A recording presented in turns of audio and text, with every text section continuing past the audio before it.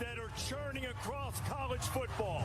Titanic clashes will chart the course for the second half of the season, and none are bigger than on the banks of the Tennessee River.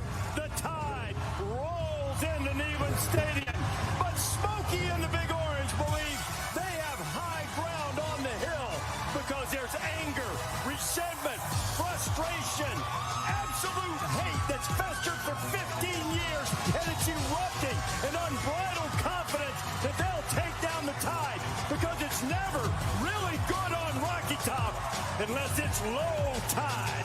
Third Saturday in October, and believe me, they want that smoke. It's football time in Tennessee.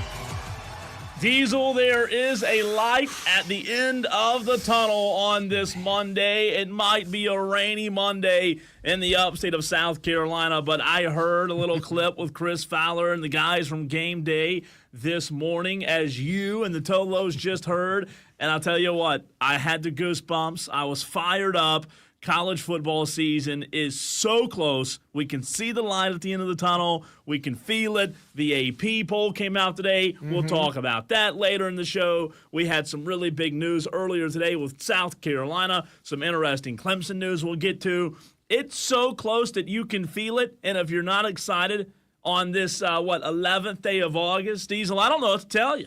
I do not know what to tell you. I'm fired up. I'm ready to go. Yeah, that clip is pure energy injected into my veins. I was feeling like a little ho-hum coming into the show, but that has got me ready to run through a wall. I won't literally try it because I understand how physics work, even though physics tells you there is an infinitesimally small chance that the atoms in the wall and the atoms in my body would vibrate into a certain alignment that I could just pass right through one time. I'm not going to try it. There's your lesson for the day. There's your school lesson for the day, kids that just started back at school today. You know, a lot of the upstate in school, Spartanburg County. I don't know about, I think Greenville County may have started last week. But so good to be with you on this Monday. A loaded show to get to. Shedeur Sanders coming up in the very next segment. We might have a thought or two on that. You Tolos out there might have a thought or two on that. We have two teams from the state of South Carolina in the AP. Big news, South Carolina and Clemson both ranked. Plus, we'll bring it local and talk to Trey Stewart at 422 of a brand new publication here in the upstate. Little golf overreaction Monday. Tommy Fleetwood still being Tommy Fleetwood, Diesel. Man. And maybe even a little Jimbo Fisher on this Monday. Oh, Jimbo Fisher?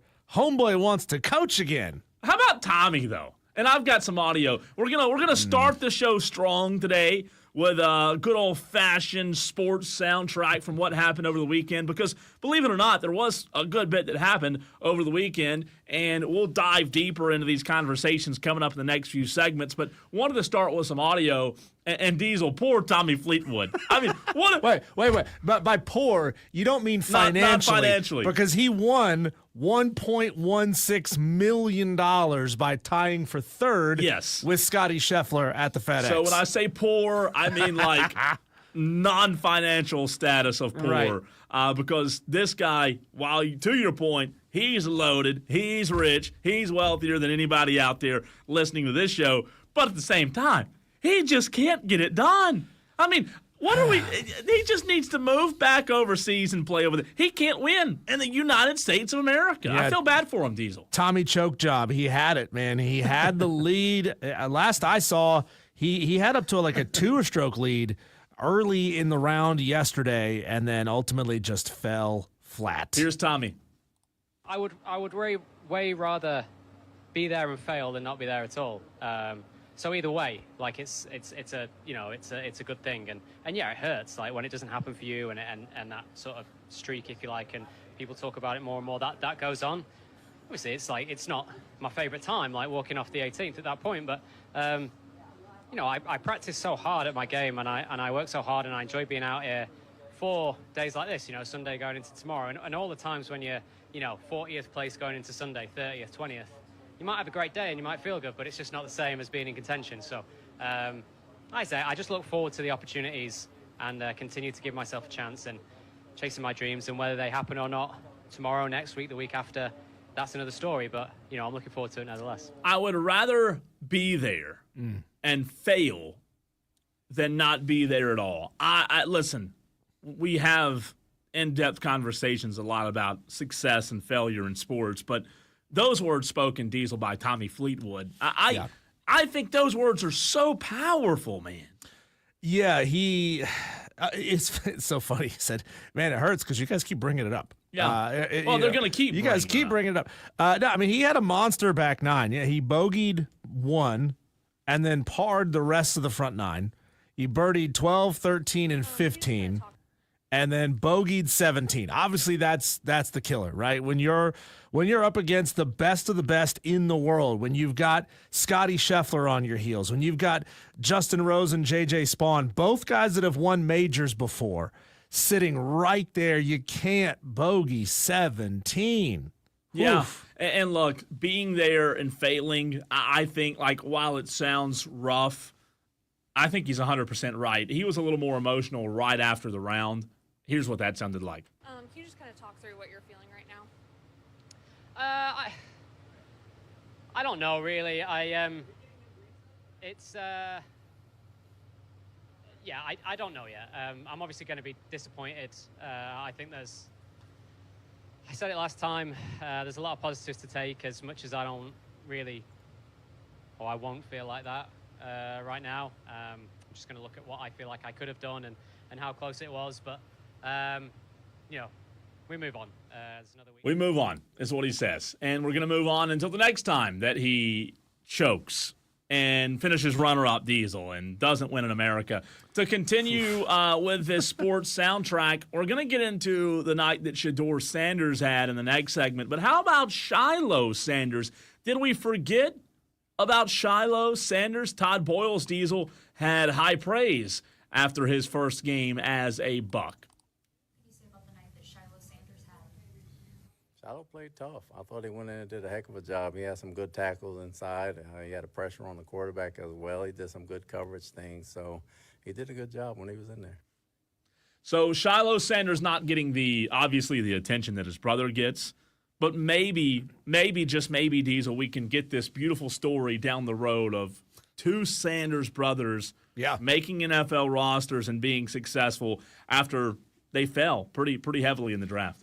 Yeah, it's he probably likes it that way, to be honest, to stay out of that limelight. He's like, you know what? Let Shedeur take all the attention. Let him, kind of be the person who's feeling all the pressure from the media coming after him, constantly heaping all of those expectations on him. And I just get to stay down here and get better and cook, That's true. I mean, I'm sure there is a lot of pressure, and I'm sure that, the pressure probably doesn't help.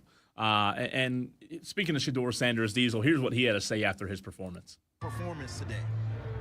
I would say a C+. C+. Why? Yeah. It's passing. It's passing because we got the win. That's first and foremost, and that's extremely important. But Pop said, take advantage of the opportunity, and I don't feel like I did. So I feel like I let him down a little bit, but. On the team behalf, I feel like I ran the offense pretty well. I feel like I got to my decisions, and in some things I could have done better, and different process where I could speed my feet up. So, I'm just thankful for the opportunity. I'm happy, we won, but it's definitely still time to go to work. C+? C+ for Shedeur Sanders with performance? A little hard on himself, I think. Yeah, I thought he had a pretty good day on Friday. Obviously, it's a warped stat sheet when you look at Bryce Young only throwing the ball 6 times and only being out there for a short amount of time, and Shedeur was out there for the majority of that game. So you can certainly say, man, he looked pretty good, but it was also a preseason game. It was also against a vast majority of the time against the Carolina Panthers 2s and 3s. Yeah. So it's important to not get super high on this performance, but he certainly deserves some flowers. Sure, no doubt. Without a doubt, we'll dive a little bit deeper into that in the very next segment. Tolo's hopping in on the stream so far. JB, JD, and Jonathan Bubba Brooks in the comments section. 67 Tolos watching the show, as you can do on Twitter, Facebook, and YouTube. Hub City Spartanburgers text line also open to react to what happened over the weekend. 844-326-3663. Pack fan Shuff gets in. He's the first one to get in on the Hub City Spartanburgers text line today and says, looking forward to the first Saturday morning scramble this week. Pack fan Shuff, you and many others, man, as well as myself. High school football season is here. And speaking of that, you'll like the conversation at 422 with Trey Stewart of the Greer News, a new publication here in the upstate. We didn't dive a ton into high school football. We did dabble in it a little, but stay tuned for that, Pack fan Shuff. This last text message that came in for the Rob Brown show 5 hours ago says, question for Willie P. Have you ever had Scrapple? I texted Willie P. and said, hey, man, you came on our station this morning. You didn't even bother to give anybody a heads up. He goes, what are you talking about? I wasn't on your station today. So whoever this texter is doesn't have a clue who the lineup and who the host was. Who is Willie P? Willie P was a fill-in host. Will Pelagic. Will Pelagic, yeah. He's now play-by-play for the for Charlotte FC. Right, but he's doing big things in the city of Charlotte. The weird thing, though, Diesel, this text came in at 11. And I don't know if the texter thought, I don't know. I don't know. That's a great question. To my knowledge, we don't have a local show at 11, do we? No. To my knowledge, Willie P hadn't been on this station maybe as a guest a couple times for Rob to talk Charlotte FC. Is there another Willie P out there? No, I wouldn't think so. National? I wouldn't think so, but I don't think Willie P's been on the station for a while as a guest. He occasionally comes on as a guest. We need to see. There might be another Willie P out there that we don't know about. Have you ever had Scrapple? That's a good question. I don't want to make this a food conversation because it will. So. I don't think so. I've never had Scrapple. I'll eat liver mush, but I won't eat Scrapple. I don't know what the difference is, but I won't. Scrapple just sounds grosser. Yeah, it does sound weird. It sounds like a board game. Diesel, Jen Powell was the first female umpire in MLB history over the weekend. A big weekend, and here's what that sounded like. One even had the umpire face mask up there ready to go in the stands. So more history today. Joey Witz is ready. We hope you're ready. And here we go. Joey Wentz likes that first call from Jim Powell. He'll take it, and I wonder if they're going to take the baseball. I guess not. I thought that maybe that would be kind of a big one. There we go. Now we got it figured out. Yep, they are going to authenticate it, and Jim Powell will forever get to keep that ball. So in the Braves game, Jen Powell, Diesel, got to officiate her first game. It was the first, obviously, for a female umpire to umpire a Major League Baseball regular season game. We react, but here's what Jen, had to say in a press conference. Remember, I've been big on umpires and officials having press conferences. I like this. Obviously, we know why she had one, but here's what Jen had to say. Dream actually came true today, and I'm still living in it, and I'm just so grateful to my family, to Major League Baseball, for just creating such an amazing work environment. The umpires that I work with, we have just amazing camaraderie, and we're having fun out there. We're working hard, but we're having fun, and I'm just so thankful. We walked the field first before the game, and then it was pretty amazing when we took the field, and it seemed like quite a few people had started clapping and saying my name and stuff, so that was pretty intense. And very, very emotional. So, yeah, just come out, give it a try. First and foremost, give it a try. Just get into it and have some stick to itness. Some grit to see it through. It's a long road. Make friends and have fun and just give it a try. Stick to itness. That's not a word. That's a new word. I don't know if that's like what 4 words. Stick to itness. It's stick to itiveness. Stick to itness. There was 3 dashes in between there. Stick to itness. JD, I thought we didn't care about female. What are we upset because JD says I was speaking generically. Cole didn't care about the woman umpire on Thursday. Oh, good grief, JD. Cry me a river. It's sports soundtrack. We're playing audio. That's what we're doing. Goodness gracious. Tolos and their feelings on this Monday. Diesel, did you expect DJ Uiagalelei to be in the first segment of the show today? If you told me that he was parking cars at an NFL game and, parked Roger Goodell's car, I'd be like, okay, that tracks. That makes sense for his career trajectory. he was parking something all right. He was parking a football right in the hands of a 51-yard reception. The Seminoles had an undefeated regular season in 2023. He's going to dial up a deep ball here. Down the sideline. He's got it. Perfectly placed for Dale Von Campbell over the top of the double coverage. And so do we believe all of a sudden, because of one nice 51-yard bomb, it was a pretty deep ball, Diesel, that DJU might have a future in the NFL?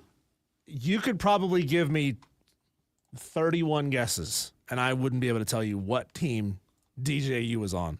31 guesses of 32 NFL teams? I don't know what team he's on. I genuinely don't know.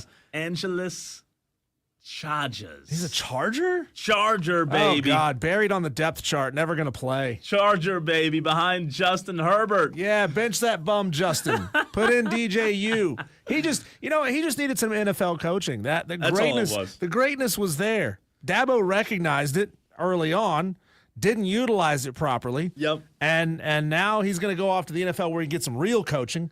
And he'll be a good player. It was Florida State's fault, right? It was Florida State's fault that DJU didn't pan out. How about this, though? I know preseason isn't on the top of everybody's radar, Diesel, but how about a 70-yard field goal in the NFL? Ooh. Jacksonville Jaguars. Is that good? Yeah. Cam Little, I'd say 70 yards is pretty good. I think Sebastian Janikowski could have spit a ball that far. Maybe. Here's how that sounded. So we checked it down and just banged it, and just. By the way, this is Liam Cohen. That man was like, yeah, I want it. And so gave it a go. And that was pretty cool to see, huh? That was Liam Cohen, the head coach, talking about it. Just banged it. Here's the problem is it doesn't count because it was in a preseason game. It doesn't officially go into the record books in a preseason game. You know what? That is so awful, man. Because shouldn't it count 70 yards? He should go in the book with an asterisk next to his name because coaches aren't going to try that in the regular season. What are the odds? I mean, you have to have perfectly favorable wind and weather conditions. It can't be raining. It can't be super humid because it's a lot of friction on the ball. The wind can't be blowing in any direction other than straight down the middle. You got to have, a defensive line full of fatties who can't jump and get their hands up in the air. I mean, it's got to be super low trajectory. It's a wild kick. It's impressive. It really, really is, and it should count. It should at least go in there with an asterisk and say preseason. What if he attempted a 70-yard kick 10 times in the regular season? If he gets 10 attempts, do you think he could hit the 70 once out of 10 again? In a game? In a game? No. 10 attempts. I don't. I don't. I mean, no, there's no way. Man. There's no way. 10. I mean, how often can they even kick a 70-yarder when there's no kick rush? That's what it's impressive. I think it does belong in some record book somewhere. 70 freaking yard field goal. That means the ball's spotted on your 53, right? Or 47. I mean, you're 47. It's just it's insane to me. And look, I don't know if he'll ever hit a 57 in a regular season game, but I can guarantee you, if I'm Liam Cohen, Diesel, I'm going to give him a shot. That's your 37. That's your 37. I'm terrible at math here, people. Is that 37 yards on? That's 37. It should be your 37 because you had 10 for the end zone. I'm not the math right. Is that right? Where was that ball spotted? That's incredible. That's incredible. Quinn Ewers, not the best performance. He did play a Chicago defense that I think is going to be better. I watched this game, Diesel. Quinn Ewers strip sack yesterday. It is out. It is the Bears that have it. Power Echols ends up with it. And it was Austin Booker who made the impact to knock it away from Ewers again. Austin Booker is having himself a day. What if Quinn Ewers doesn't pan out? Not to have that conversation, because we could probably spend 20 minutes on it. What if Quinn Ewers doesn't pan out? Well, what if he doesn't? What if Quinn Ewers just doesn't pan out in the NFL? Because we all know he was good at Texas. He wasn't good enough to win a national championship, Diesel. But what if he doesn't? I mean, we talked about this a few months ago. He wasn't picked highly in the NFL draft, right? He fell. And I think Quinn Ewers is a good quarterback, but I don't know. I don't know that Quinn Ewers is going to be – I don't want to use the B word quite yet when it comes to Quinn Ewers, but I think it's still TBD to see if what happens with Quinn Ewer as a pro? The ball was spotted on their own 40. 40-yard line. That's where the holder was on the 40, so that's where he launched the ball from. Oh, my God. That's wild. That's impressive, right? That is impressive. When we come back, Cole, I know that you have a tendency to get got by scammers, and there's a new strategy that they tried to get me with a little bit earlier today. I want to see if that would get you. Plus, did Shedeur Sanders just make 31 other teams look really stupid? We'll talk about that and his performance next.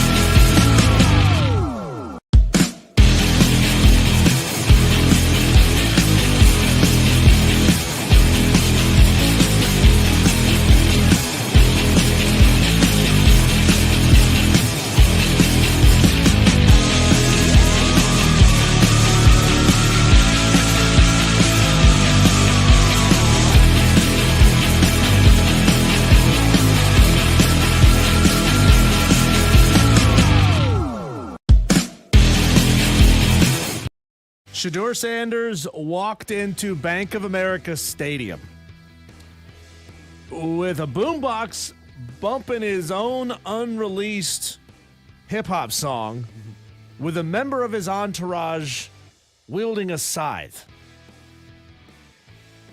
It's a really good thing that he had a good performance in his very first NFL preseason game debut. Because if you go that hard and fall on your face, you get laughed out of the NFL. You probably be...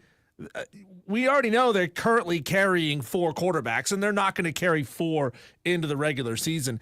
You'd be the guy who gets cut for behaving like that. Well, I can tell you who they probably will carry and should carry is Shedeur Sanders, because I will admit to you, Diesel, I didn't expect that. Look, there were a lot of things about Shedeur and his actual game that people, for whatever reason, didn't want to believe in. And I'll admit to the Tolos on this Monday, he surprised me. And yeah, I know it's one game, but man, like what he did on, Friday night. What he did on Friday night, he put everybody on notice. You know, a lot of people expected him to be a top 5 pick. He went in the first 5 rounds, that's for sure. 144th overall to the Cleveland Browns. A lot of people scratching their heads. Why would you do that if you had just drafted Dillon Gabriel? Why would you go add a 4th quarterback to the roster? But you're right. In his opening performance, he looked good, albeit against weaker competition. But these are all still NFL guys, right? These are all guys that got drafted. These are all guys that got signed. These are the best of the best that have made their way up and out of the college game into the pros. He looked good, though. At times, there were some things that you saw that I'm sure that Kevin Stefanski has seen in camp. Some of those flashes, some of those moments. But what we saw from him was impressive enough that you're right. I don't know who it's going to be now. I don't know if they're like, sorry, Dillon, you're cut. I mean, by the way, I just looked at the depth chart for the Browns this morning. The Q has been removed from Dillon Gabriel's name, which tells me that they're going to play him in their second preseason game. I mean, that's going to be direct head-to-head data of we're going to play both of these guys. Maybe they give Dillon a large chunk of that game, and they want to see how he can perform.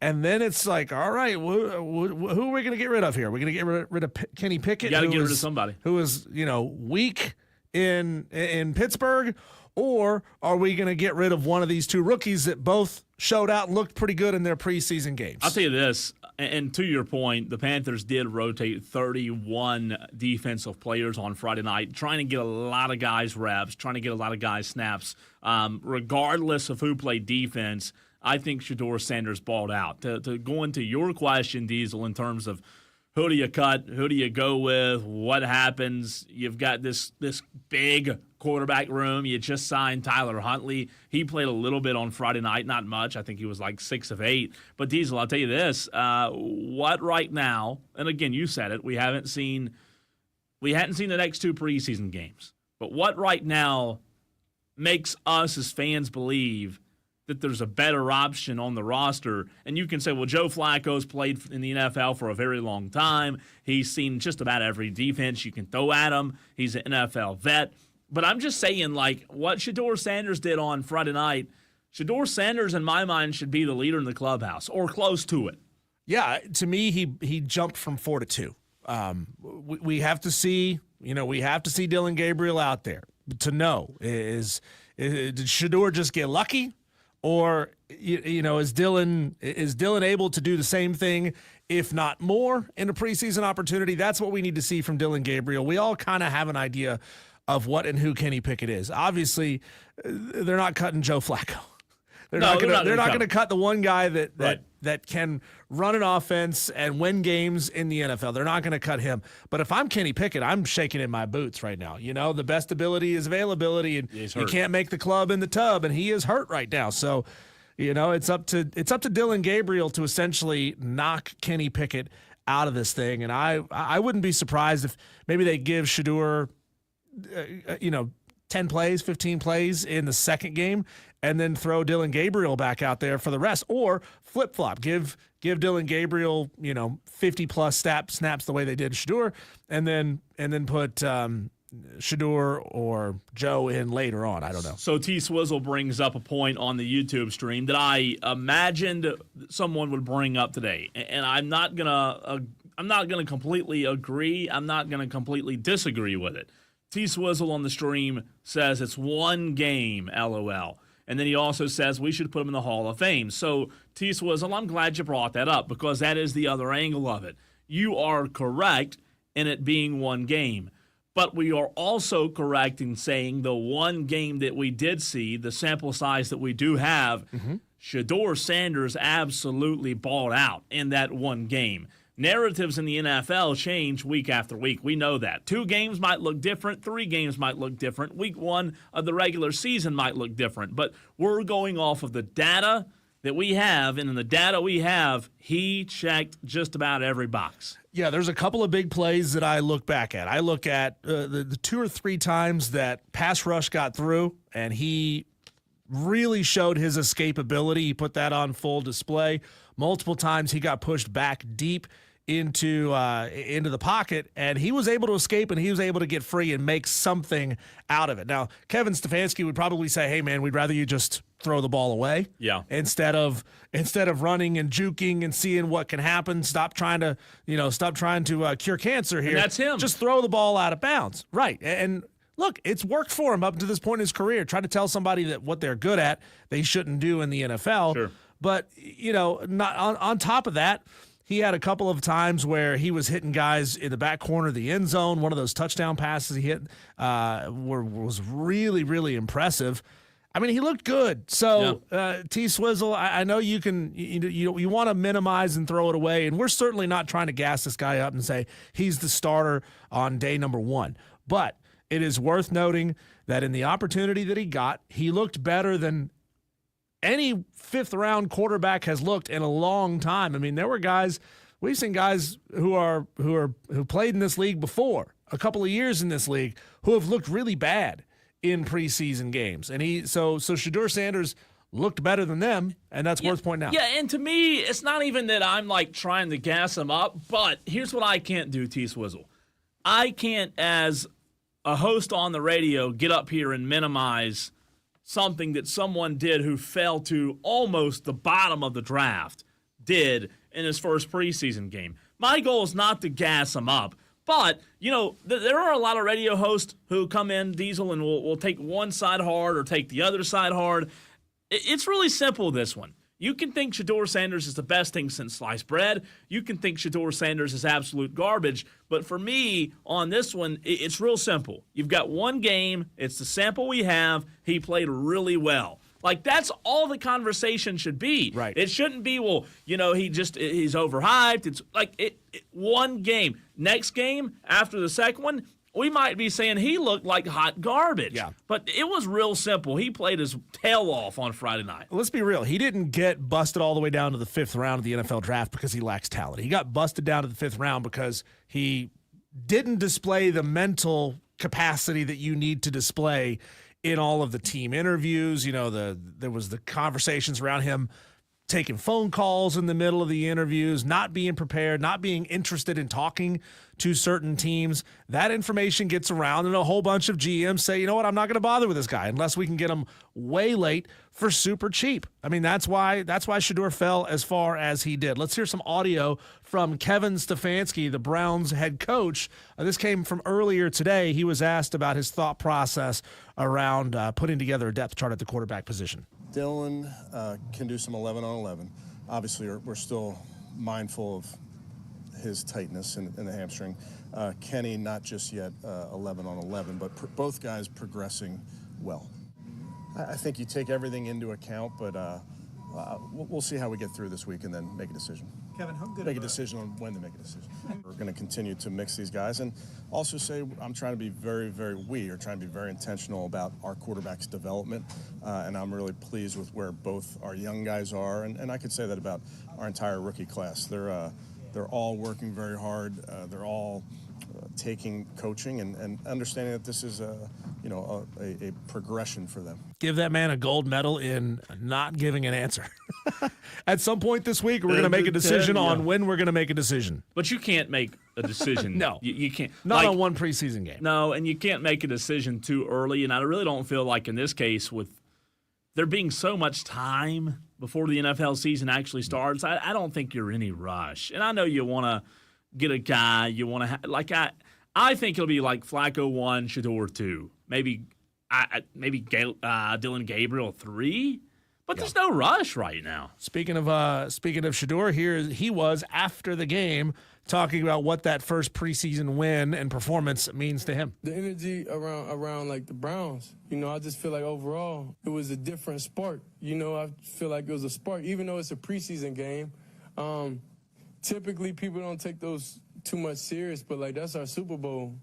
That's each and every player's Super Bowl. So the change is a family thing. It's a family. You got to be able to go to war with each and every guy and understand, like, we're not playing for ourselves here. We playing for each other, so not making selfish mistakes, not doing that type of stuff, getting through reads, handing the ball off, doing what you got to do. Everybody do their job, and that's how we believe in one another. I mean, I like what he had to say there. Too. It's a preseason game, and some people don't take it seriously, but that's our Super Bowl. So, I think Shedeur Sanders is kind of hard to get a beat on, to gauge, because, he says the right things post-game, pre-game. But then he shows up with a guy with a size. He shows up the way that he showed up. We're told that he, took phone calls, like you said, during his meetings with NFL GMs. And whether the reports about that were true or not, you have to just kind of judge him on what you're actually hearing in real time. And yeah, he's flashy, he's flamboyant, but guess what? That's the way his dad was. Mm-hmm. I mean, Deion was the same exact way. And you know what? We're talking about Shedeur Sanders right now, Diesel, because he is that way. You know who we're not talking about? Ryan Newman, a random NASCAR driver that has zero personality, right? Or a random soccer player that we wouldn't know if he walked in the door right now. So, we're quick to criticize people like this, but at the same time, we also, in the same breath, say sports desperately needs its Ric Flairs, and Shedeur Sanders is the Ric Flair of the NFL right now. Speaking of Deion and his other son, Shiloh, who we brought up before, Shiloh was asked about whether or not he was going to send a game jersey, his first game jersey from the Buccaneers, to his dad, and here's what he had to say about that. Did Dad say he's going to – did you tell him about the jersey? You going to give it to him? What was his reaction? He didn't want it. Why? Because, he's a Hall of Famer. He expects, 30 times more. He didn't want that jersey. I'm going to give it to my mom, though. No way. Nah, he don't want it. I love that. His dad didn't want his jersey. No, what do I want a jersey from the preseason for? I love that. I absolutely love that. So it's fun to talk about these guys in the preseason. Yeah, we don't know if they'll see a lot of the field this year.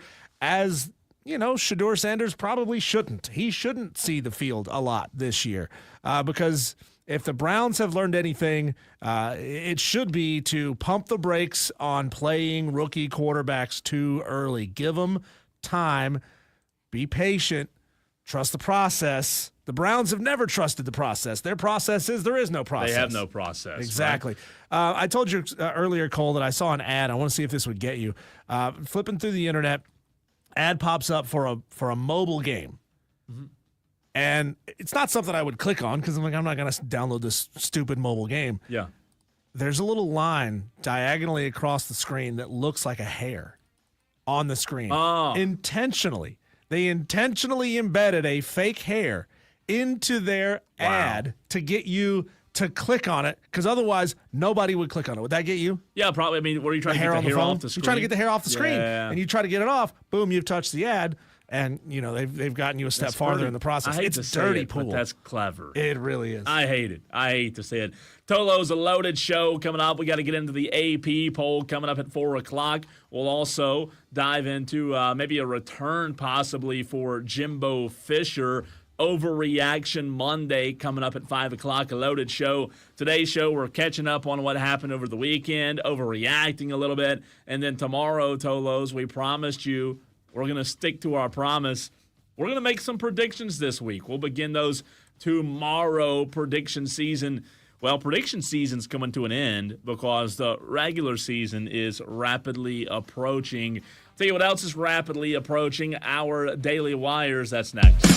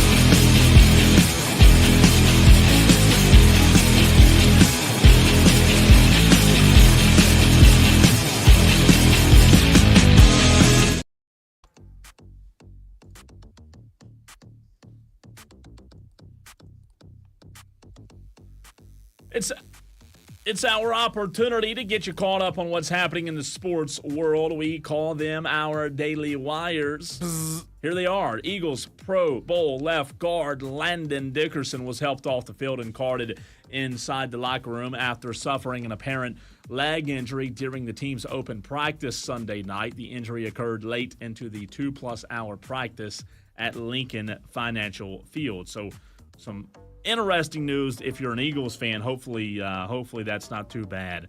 How about this one, Diesel?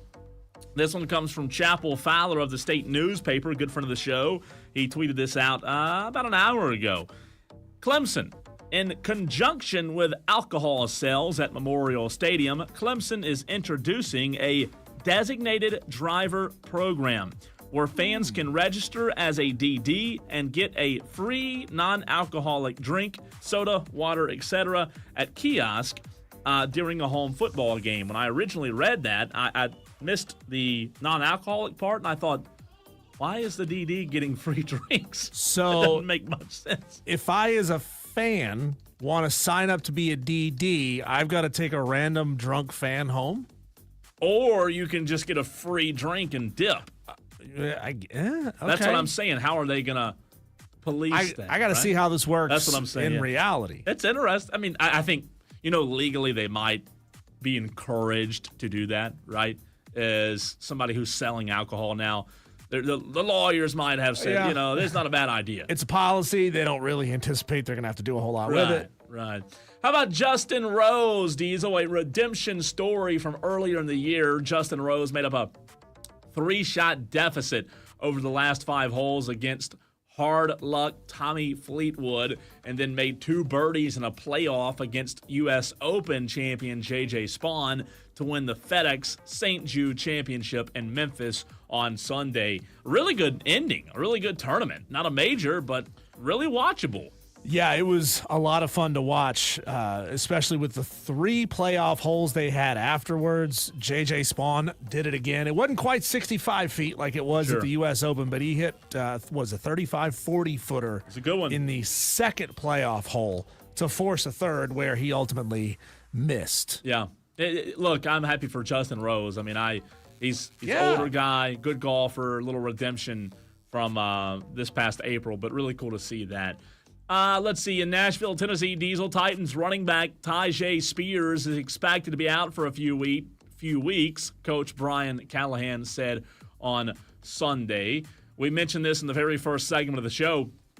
Cam Little. Do we know who Cam Little is? You probably didn't before this weekend. He won't be getting his name in the NFL record book, Diesel, after smashing a 70-yard field goal on Saturday night. But he will certainly have some bragging rights, and that's because his kick appears to be the longest field goal in a game by any kicker in the history of football. Think about that. The history of football. No kicker had ever made a 70-yard field goal until Little did that before halftime in that loss to the Pittsburgh Steelers. So impressive. You want to feel old? It was 4 years ago that Justin Tucker hit the 66-yarder. Yeah, that was in 2021. That's impressive. How about 70? Hold this, Justin. I'll tell you what, man, that's awesome. Eat it, JT. LSU starting quarterback Garrett Nussmeier, in case you missed it over the weekend, aggravated the patellar tendonitis he had been dealing with in his knee, but will not miss any significant time. Coach Brian Kelly said on Friday he dropped that news to the reporters. And there was a little worry, Diesel, around that time. The rumors out there that were the NFL or the LSU quarterback had suffered a knee injury, and LSU Twitter was in a blaze on Friday. Yeah, chalk it up to his knee is sore.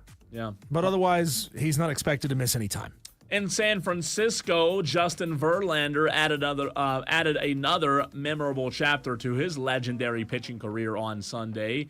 But was not in the mood to celebrate. Verlander struck out the side in the first inning against the Nationals, Diesel, to become the 10th pitcher in MLB history to reach 3,500 career strikeouts. Not long after, things began to unravel for Verlander as he dropped an 8-0 decision to Washington. Ouch. Started good, but didn't end well. How about that? Not good. In NASCAR over the weekend, Shane Van Gisbergen, who, wins at road courses. That's what he did again this weekend at Watkins Glen, marking his 4th road course victory of the season. He also became the first rookie in NASCAR history to win 4 races in his debut year. Really big news there.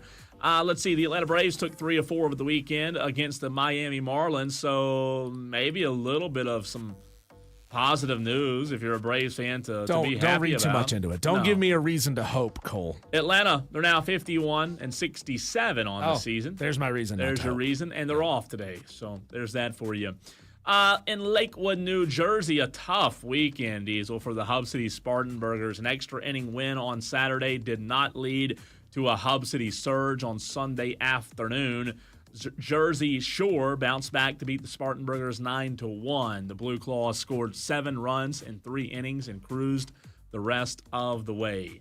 So a tough stretch for the Burgers. The Panthers were defeated on Friday night 30-10 by the Cleveland Browns. How about XL? Xavier Legette ejected in the very first drive. Bryce Young 4 of 6, 1 touchdown. Andy Dalton threw the only Panthers interception of the night. But the big story, Diesel, as soon as we got home on Friday night, Xavier Legette was already getting in a fight. I love it.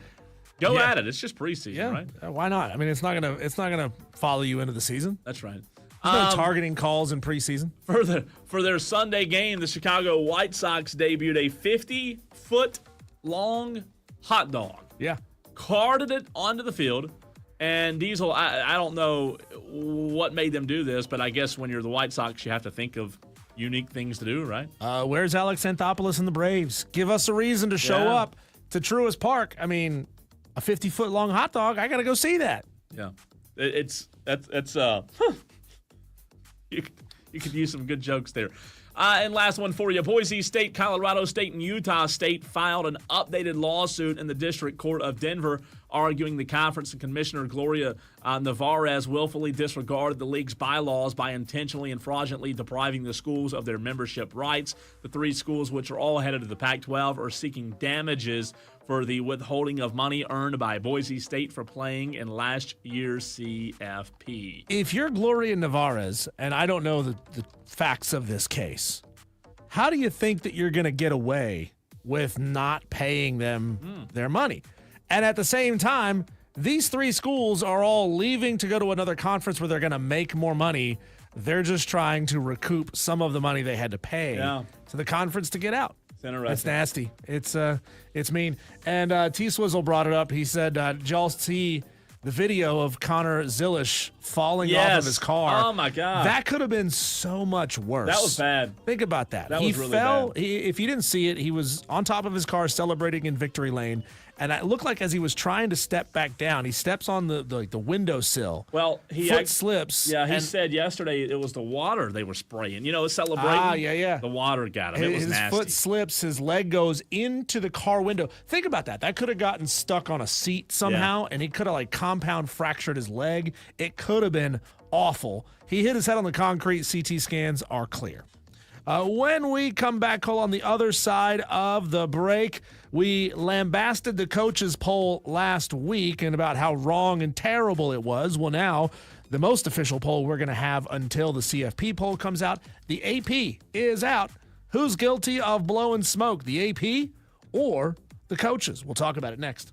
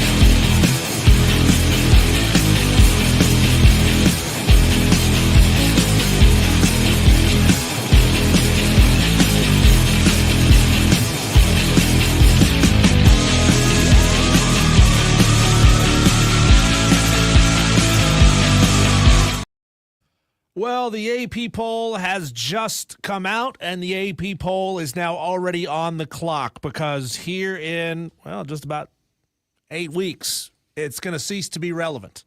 Oh, what do you mean? The coaches poll is never relevant. It's only the first one out so that it can get some attention. Yeah. But outside of that, nobody really cares about the coaches poll once the season starts. We all know coaches are busy. They don't have time to fill these things out.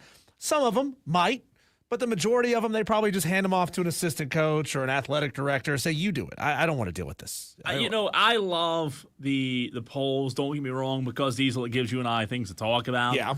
But you do look at this AP poll that came out, and you just look at it and think, or at least I did, wonder how many of these teams are going to be here in 6 weeks from now, right? Yep. We'll see. We'll see. The preseason AP Top 25 college football poll goes as such. Number 1, Texas.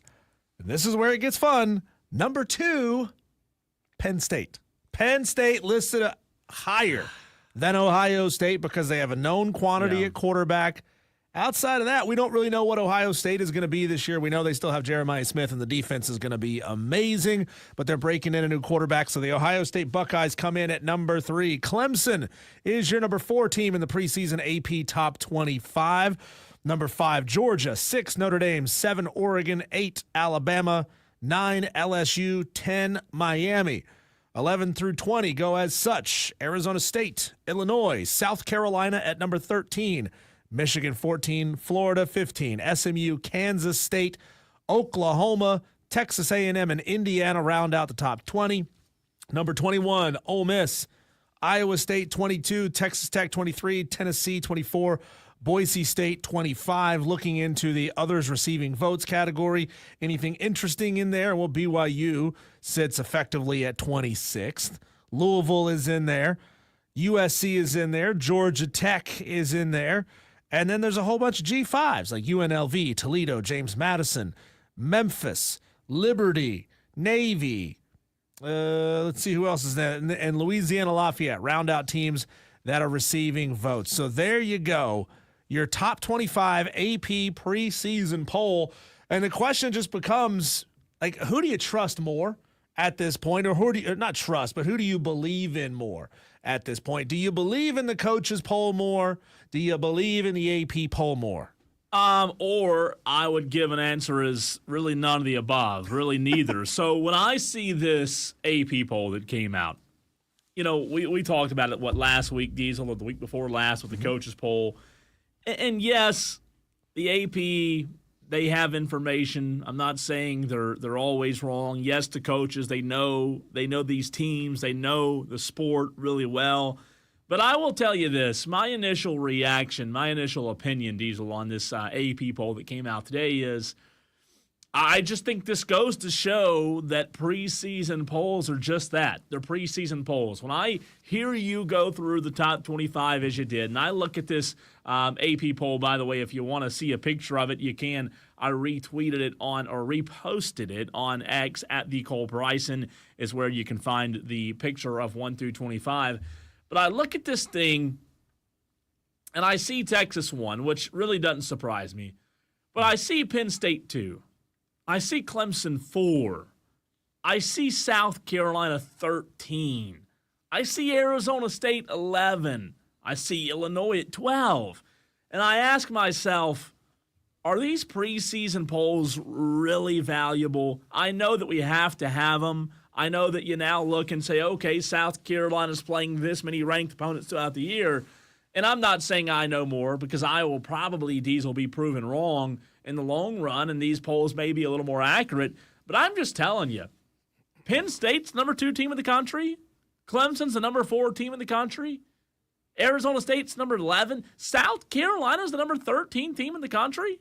I'm not saying they're not, but I'm just saying when you look at this, you think, man, I just wonder what this will look like at the end of the season. Yeah, I mean, we're all still basing this off of limited information. Most of these teams on this list are breaking in new quarterbacks. Texas, Ohio State, Georgia, Notre Dame, Oregon, Alabama, Miami, kind of, Arizona State, You go through the top 11, you got 7 teams that are breaking in new quarterbacks this year. Yeah. I mean, that's just this is going to be the year of new emerging stars at quarterback. Maybe the old hats and Drew Aller and Cade Klubnik show up and show out in a big way, and Garrett Nussmeier as well at LSU. We talked about his knee tendonitis. Is that going to affect him over the course of the season? Don't know at this point, but there's not a lot of guys or not a lot of teams that are bringing back experienced quarterbacks this year. So it's kind of a crapshoot across the board. You don't know. And we talked about that, last week? And I put this graphic, the AP poll, also, by the way, on Facebook at the Fan Upstate. Leprechaun of Lyman got in on the comments. Jersey Joe, Justice was also in on the comments as well. Some interesting comments here. And Leprechaun of Lyman says not related to Clemson or South Carolina, but how in the absolute heck is Notre Dame ranked behind Clemson and Georgia and Penn State? So I think the biggest thing is, Diesel, there's unknowns, right? There's unknowns going into the season. There's unknowns about Drew Aller. The number 2 team in the country right now, according to the AP poll, is Penn State. I'm just telling you, Penn State's not the second best team in the country. They're not. I'm sorry, but they're not the second best team. They've got 2 running backs that might be the best 2 running backs in the country, but their defense is going to struggle. James Franklin's, we don't know how James Franklin will do in big game. He's never been good. Their schedule's not great in 2025. We looked at it a couple of weeks ago. But if you're telling me Penn State's the second best team in college football, I'll tell you you're wrong. It feels like we would probably get more accurate information if they put these teams in a tier list rather than ranking them 1 through 25 and others receiving votes. If you put them into a tier list, like A1 elite, we think this team is going to be amazing. You put a couple of teams in that tier. And then you have a tier of we think these teams are going to be really good and will probably push for the college football playoff. And there you probably have another 15 or so, maybe 10. And then there's going to be kind of a everybody else. This is the tier of the next tier is going to be the tier that's going to lose a game or 2 that they shouldn't lose. They're going to be good, but they're going to lose a game or 2 that they shouldn't lose and ultimately miss the playoff because of it. And then everybody else after that. It feels like that's where we need to be. And Texter did bring this point up. He says, well, they go by the AP poll, so there's that. I assume you're talking about why the AP poll is relevant. They go by the AP. I don't know what he means. I think he's meaning just the AP rankings are what's displayed next to a team's name until we get the first college football playoff poll, which when does that come? Like week 9, 10, late, something like that? Yeah. So it's always been one of my gripes that, there's a couple of teams who are sitting here inside this top 25, and we won't know who they are until we get 4 or 5 weeks into the season. A couple of these teams that won't be there later on in the year. Let's just say for the sake of argument that team is Penn State. Well, whoever plays and beats Penn State in their first big game, they're going to get credit for beating the number 2 team in the country. But if by the end of the season they've got 4 losses, that win is still going to be elevated in the voters' minds, even though they weren't really the second best team by the end of the season. And look, one texter brings up Penn State and says you don't know what you're talking about if you don't think Penn State's going to be stacked, or I'm kind of paraphrasing. Penn State, here's what it comes down to me. Penn State being the second best team. And again, Tolos would love to hear from you at 844-326-3663. Hub City Spartanburgers text line open. Phone lines are also open as well. That's 844-FANFONE. I get that Penn State returns just about everybody. Mm-hmm. I get that. They have, like I said, 2 really good running backs. However, Drew Aller is going to be, to me, Diesel, what either makes Penn State or breaks them. I'm not saying he's not a good quarterback. I just don't know that Drew Aller is the caliber of quarterback to lead this team to a conference championship. You replace Tom Allen, Jim Knowles. Jim Knowles is a really good defensive coordinator. He runs a 4-2-5, and I think his scheme defensively, Diesel, will fit what Penn State wants to do. I'm not really concerned about their defense under Jim Knowles, but I just ultimately think in that conference, you're going to have prime opportunities to go win it. But do you believe Tolo's out there. Do we believe Diesel? At the end of the day, do we believe in James Franklin and Drew Aller more than we believe in the other guys, the other quarterbacks, and the other talent in the conference and across the country? Well, Cole, you are nothing if not consistent because you were pretty down on Drew Aller all of last season as well. They made the college football playoff. They got to the semifinal game against Notre Dame. And to your point here, these are his results in the playoffs. CFP first round against SMU, 13 of 22, 59% completion ratio, 127 yards, 0 touchdowns, 0 interceptions. Had a decent QBR that game, but it wasn't great. He didn't win the game on his own, right? He wasn't the star of that game. Quarterfinal game against Boise State, 13 of 25, which is good for 52%, 171 yards, 3 touchdowns. Didn't have a great, reception to total number of passes ratio. Didn't have a great completion percentage, but he still threw for 171 yards and 3 touchdowns. And in the semifinal game against Notre Dame, 12 for 23, 52%, 135 yards, 1 interception. He didn't play like a star in the college football playoff last year. He simply didn't. You average those numbers together, that's probably somewhere around a 55, 56% completion ratio over those 3 games, and that is not good. Look, I don't hate the guy. I think he's a good college quarterback, but, and maybe I'm proven wrong. I really would like to be proven wrong on this. I mean this. He's a good quarterback, but I don't believe Drew Aller is the kind of quarterback that can elevate the program to new heights. I will say this, and I didn't mean for this to become a solely Penn State conversation, but it's intriguing. I will say, Diesel, if not this year, then I don't know that they'll ever do it. If this team, with all this talent coming back, and Drew Aller, returning quarterback, they give him credit.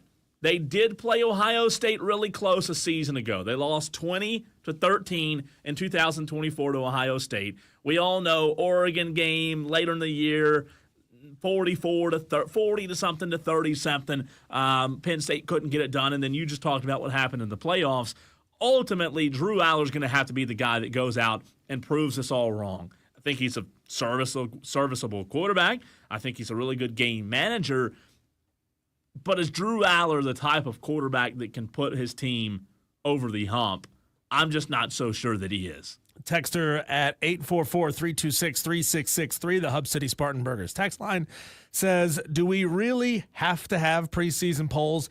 Why not just have no one ranked until the college football playoff poll? Just let them play it and have polls. Well, look, Texter, you and I know it's a conversation starter, and it gets thousands upon thousands, tens of thousands of people to click on the AP website, to, back in the day, buy the newspaper that this information would come out in.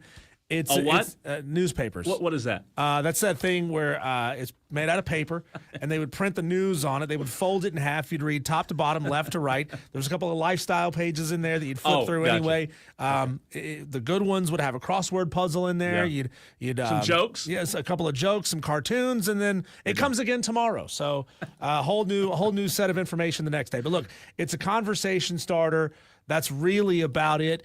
I think casuals probably need the AP poll. They need to see that little number next to the team's names when they play each other, because you and I, Cole, and all you Tolos, all you brilliant Tolos who follow the sport all year round, we kind of have a sense of who's coming back, whether we think the coach is any good or not. So we have a decent sense of what the team might be this year. But the casuals who have lives, they don't know any of this information. They don't have this information. They are starting fresh as of August 23rd, like they didn't pay a bit of attention to the sport all summer long. Off-season to them is just that. It is an off-season. So when they turn it on, they see number 1 Texas, number 2 Ohio State. They're like, oh, my God, this game is huge. And they may have lives, but they have the wrong life. They should be paying more attention. They hang out with their families. Yeah, well, idiots do that. Who does that? Tolo Steve on the Hub City Spartan Burgers text line says, I agree that Penn State has a strong team this year, but Franklin cannot beat Ohio State or the team up north. That is their downfall. Until he can beat the Buckeyes or the team up north, he will always be second or third in the Big Ten. So I don't necessarily disagree. Like, we all know this. James Franklin's been horrible in big games. We also know that, like I said a minute ago, this is his year to prove everybody wrong while Ohio State's breaking in a new quarterback and Michigan's not the Michigan from a couple of years ago when they won the national championship. I'm just not a believer. You may be, but I'm not. I'm not a believer that this year's team's going to be the team that they beat what did they beat last year in the playoff? SMU, am I right on that? Yeah, they beat SMU. Okay. God, I'm blanking now who the other one was. That was it. They won one game in the college football playoff. Right? Am I right No, on they that? won 2 games. Penn State did? Yeah. Here I am. I can't remember what I had for lunch today, but I'm trying to tell you. Brandon in Spartanburg says, listen, we can't ditch the polls because SEC. Boise State. They beat Boise State also. Oh, that's right. Thank you for that. SMU and Boise State. Brandon says, listen, we can't ditch the polls because SEC fans won't have anything to brag about during the season. Funny. But look, my point is, Brandon's not wrong. I mean, he's got a right on that, right? To Tolo Steve. Steve, who do you mean when you mention that team up north? Are you talking about the team that currently has a 4-game win streak on you? Are you talking about the team that's got a 10-game all-time lead on you, 62-52 wins? That's got to stick in the craw of Ohio State fans to know that Michigan has a 10-win lead on you. Minimum, it's going to take you a decade to make that up. Let's be real. You're not going to win the next 10 straight. So it might be 15, 20, 25 years until you take the lead in this series. I was driving behind a guy the other day. Yeah. And I don't know. Maybe it was Tolo Steve here. A guy had 6 Ohio State stickers on the back of his truck. He had multiple window stickers. He had a magnet that clung to the tailgate of his truck. He had the license plate ring that said Ohio State Buckeyes on it, and he had the trailer hitch cover that had Ohio State on it. Dedication right there. Dedication. Yeah, I guess. Insanity is another word for it. So in these last few minutes of the segment, let's get to South Carolina and Clemson in the AP poll. Preseason AP Top 25 college football poll came out if you just tuned in. This is where it becomes tough for me. And I'd love to do a quick poll/survey to the Tolos out there at 844-326-3663. Is Clemson the 4th best team in the country?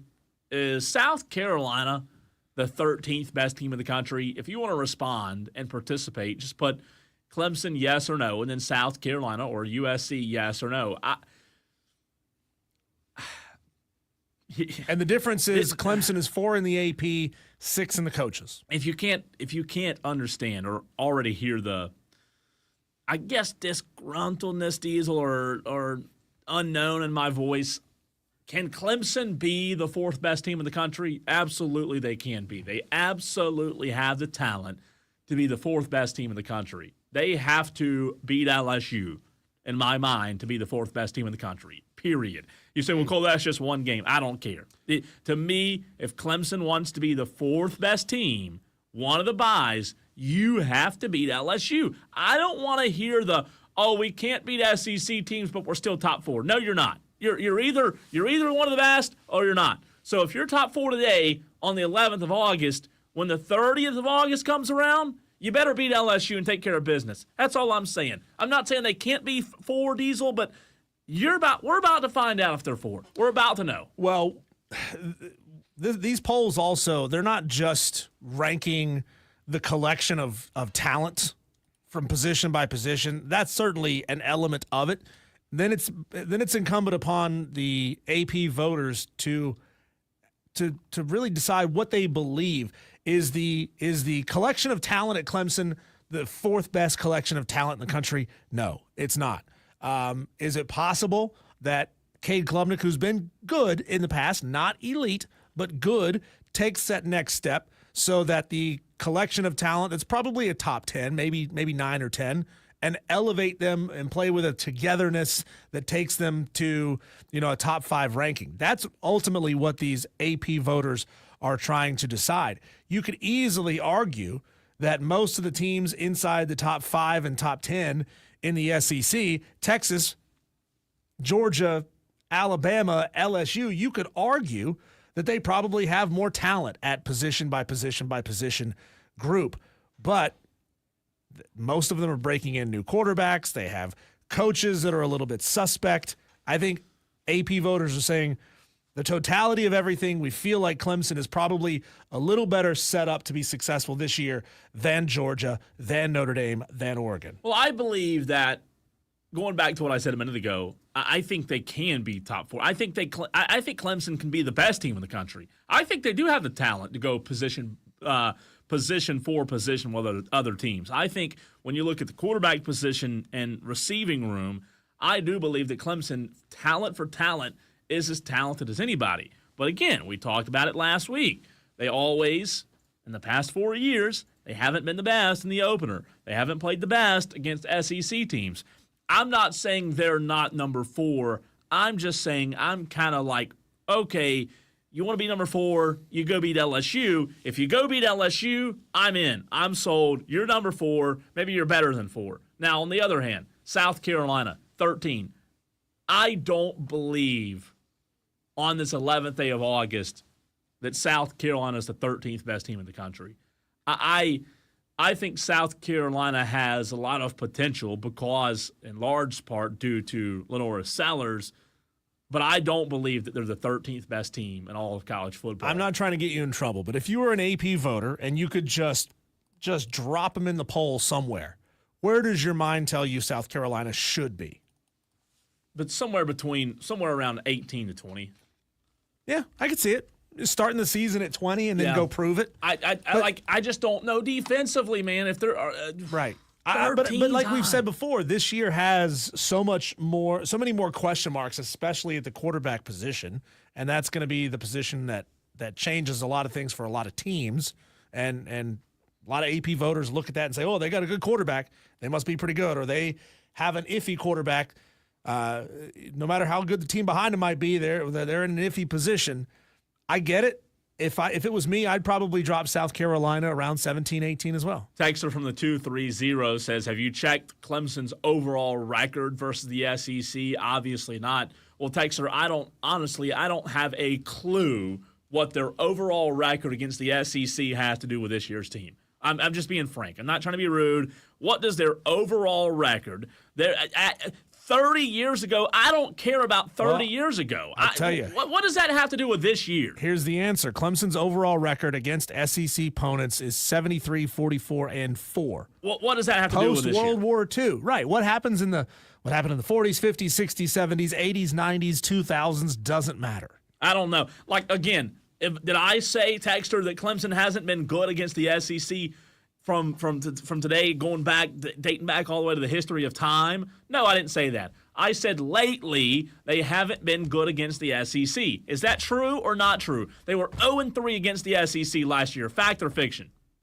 They were 0-3. I don't care what happened in 1944 when your great grandpa was coming home. I don't care. They haven't been good lately against the SEC. They also haven't been good lately in the opening game.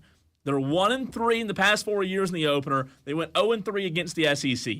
Me saying Clemson has to prove it, if that upsets you and you're a Clemson fan, I'm sorry. They've got to prove it. If you're number 4, go beat LSU, plain and simple. 3-6 over the last 5 years. So 2020 and beyond, they're 3-6 in 9 attempts. By the way, Tolo Steve says, hey, Diesel, that was not my car. I do have an Ohio State magnet on the car. But I assume you know the guy because you probably moved down here together. He says, I do have the Ohio on the back window. I had the Buckeyes alumni license plate, and I had the Ohio State Buckeyes Dear covered. God, we get it. Woo! You're an Ohio State fan. We know. I love it. We could tell by the way you drive. You don't even have to put a sticker on the back of your car. We know. O-H, Tolo Steve is free.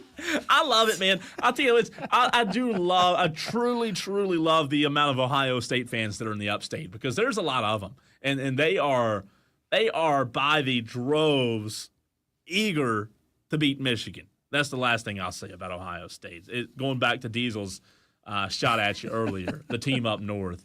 I know you guys are good. You won the national championship, but can you beat Michigan? That's the question. We'll see. We shall see. Let's bring it local in the very next segment, Diesel. A new publication coming to the Greer area. What it is, and we'll tell you all about it next.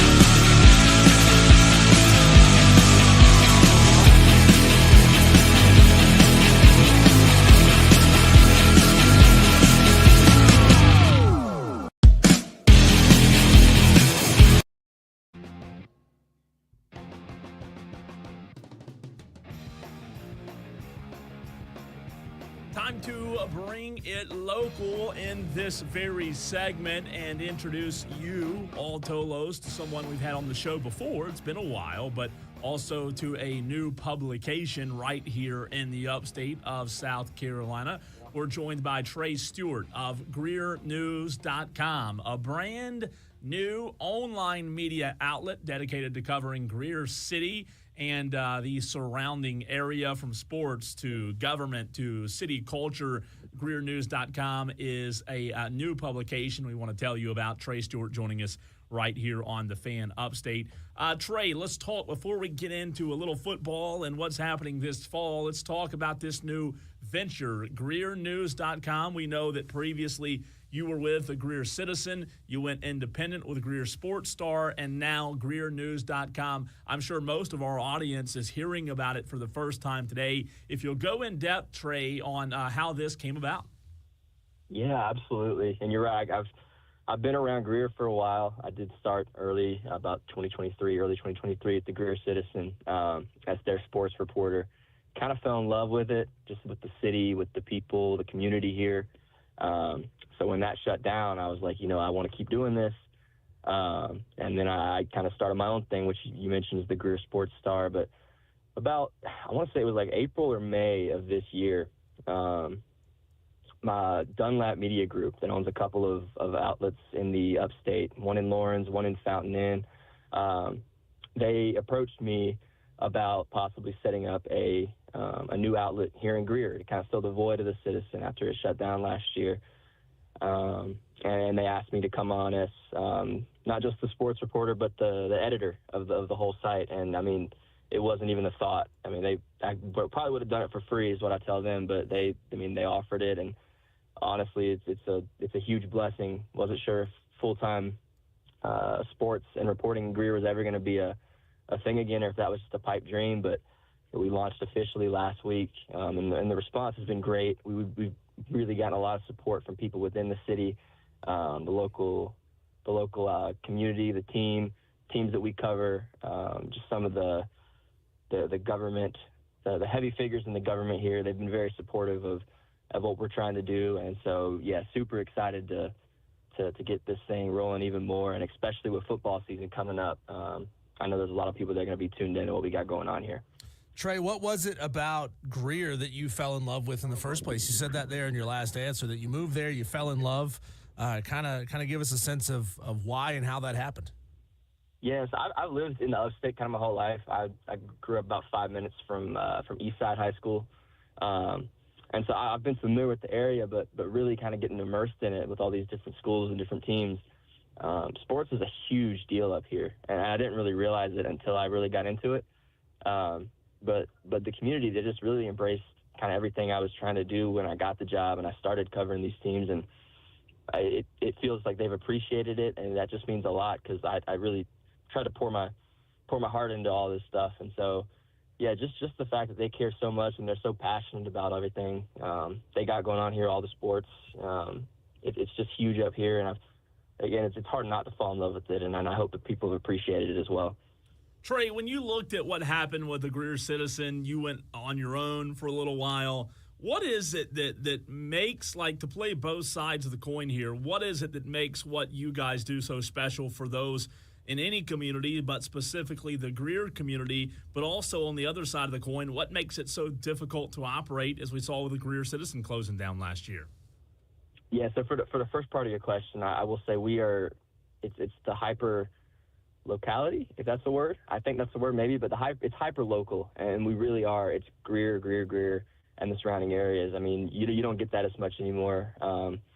Just the purely local news, the community centered reporting. It's a little more rare to see these days than you would have seen maybe 20, 30 years ago. Especially with high school sports and things like that. It's not as much community based as it used to be. And so I think people appreciate kind of the throwback feel, the vintage feel of the kind of coverage we give, which is, again, super community centered, and just very hyper local to Greer, and it's all about Greer. And I think the difficulty with operating it, which is the case with a lot of outlets these days, is I'll specifically answer with the Citizen. A lot of advertisers and sponsors, they're moving away from print and going to social media, online. And so trying to keep the sponsors and advertisers going with our paper was hard. And so the online aspect of GreerNews.com, I think, is going to help us be super successful because we've already had a great response from different sponsors and advertisers in the community who want to help us out and get their businesses associated with what we have going on here. So, Trey, give us a sense of the type of content you plan on focusing on. Is it going to be a split between sort of written articles, social media posts, video production? What type of content should people be looking out for? Oh, yeah, I definitely, it's a good, healthy split, I think. I'm very active on social media, particularly X. If you want to go follow, it's Greer News Sports. That's the page now. It's going to be a healthy dose of social media. That helps get a lot more people involved that may not get involved otherwise. But then also, I've even just doing this for the past week, I've had a lot more time to sit down and actually write stories, which I did not have as much time to do last year doing my own thing. So that's been really great too. It's a good combination of both, just to get everybody involved and try to rope in as many viewers and readers as possible. Trey, obviously we want people, our audience, to go give you a follow, but from a broad perspective, you said you guys are doing a lot of news as well. Talk about the rest of the team and what you guys will do on a daily basis, and it's 100% online publication, correct? Yes, it is. And our publisher, his name is Billy Dunlap. He kind of runs helps run our site as well as a couple other sites, one in Lawrence and Go Fountain Inn. And then I have a teammate, a reporter, Brianna, and she does basically, I'll cover sports and a few other things, and she does kind of the nitty-gritty, the harder, I consider it the harder work, which is covering city council meetings, things going on within the city, and some of the more newsy things, as opposed to me, who focuses mainly on sports. So right now it's a team of us two doing the content, and then we're over, like I said, Billy Dunlap, he kind of oversees the whole process and everything that the two of us are trying to produce content-wise. Talking to Trey Stewart, Greer News Sports, a brand new outlet where you can follow all things Greer, whether it be government, sports, news, etc. Kind of give us an idea of what kind of tone the publication and the website wants to take. Is it going to be a little edgier? Is it going to be down the middle? Are you leaning either direction politically? I stay out of that completely. I don't really lean a direction politically. I've learned my lesson a couple times, so I sort of stay not either way, not here or there. I think the site's kind of going to be that way as well, just reporting facts, reporting the news, without really a slant, left or right either way. Hey, Trey, when it comes to the news, the sports happening this fall, football season right around the corner, we can take a deep dive as well into some of the teams. But from a Greer area perspective, for those who don't know, first of all, which teams do you cover? And second of all, what are some of the biggest stories that stand out to you heading into football season?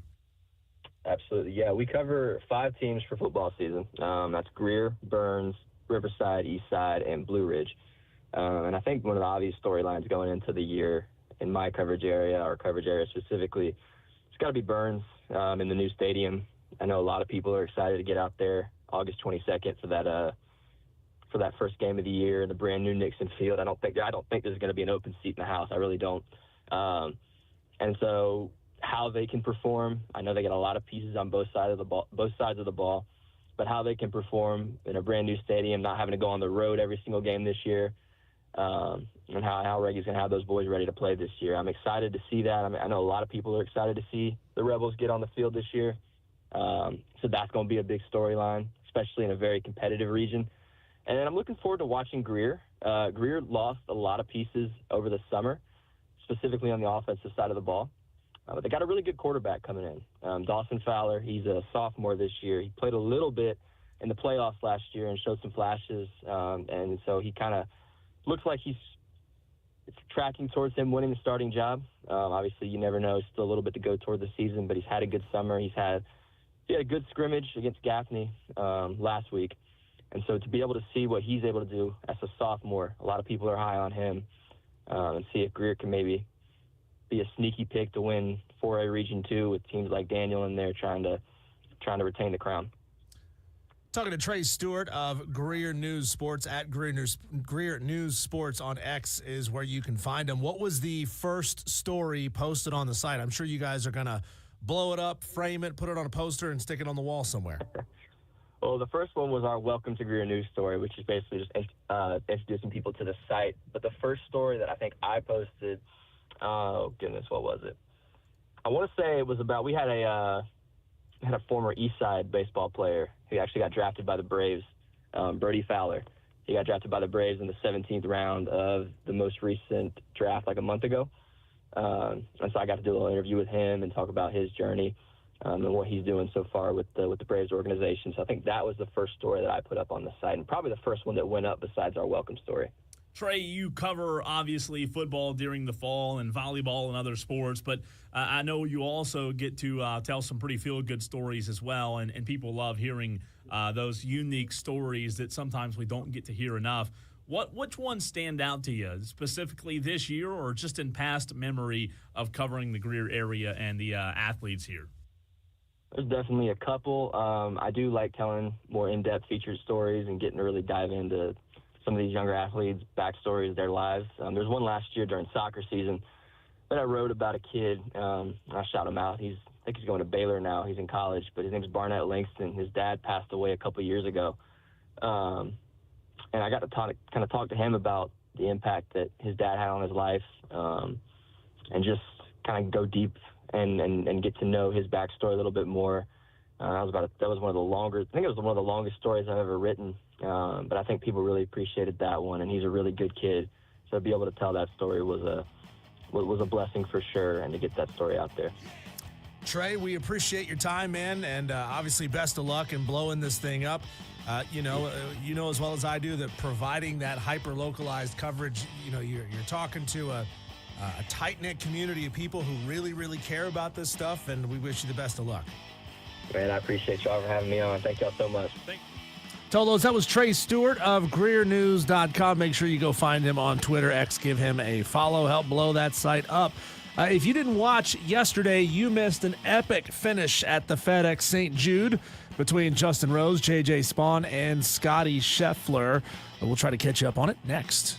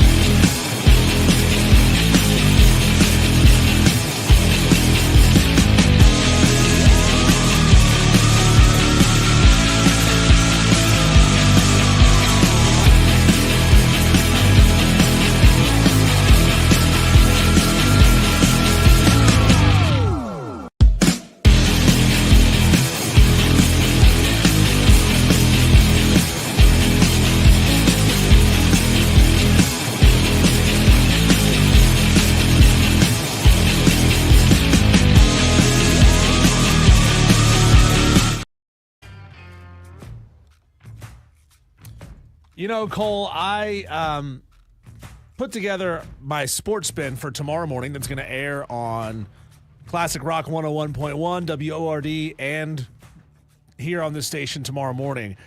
And I compared Scotty Scheffler in the rear view at the St. Jude, kind of like Dale Earnhardt Sr. being behind you in second place in the last lap at Bristol. Like, you just had this feeling like Dale's going to get inside. He's going to pit maneuver you. He's going to spin you out on the last lap, and he's going to go on to win the race. That's kind of the thought that I had watching the tail end of the FedEx over the weekend. An amazing finish. Brutal, tough loss for Tommy Fleetwood, but the fact is going one under in your final round is not good enough to win tournaments. You can't be really good on Thursday, Friday, Saturday, and then just be okay on Sunday and expect to win. Not with a bunch of dudes nipping at your heels that have all won majors before. Again, you feel for Tommy Fleetwood, still never having won a tournament.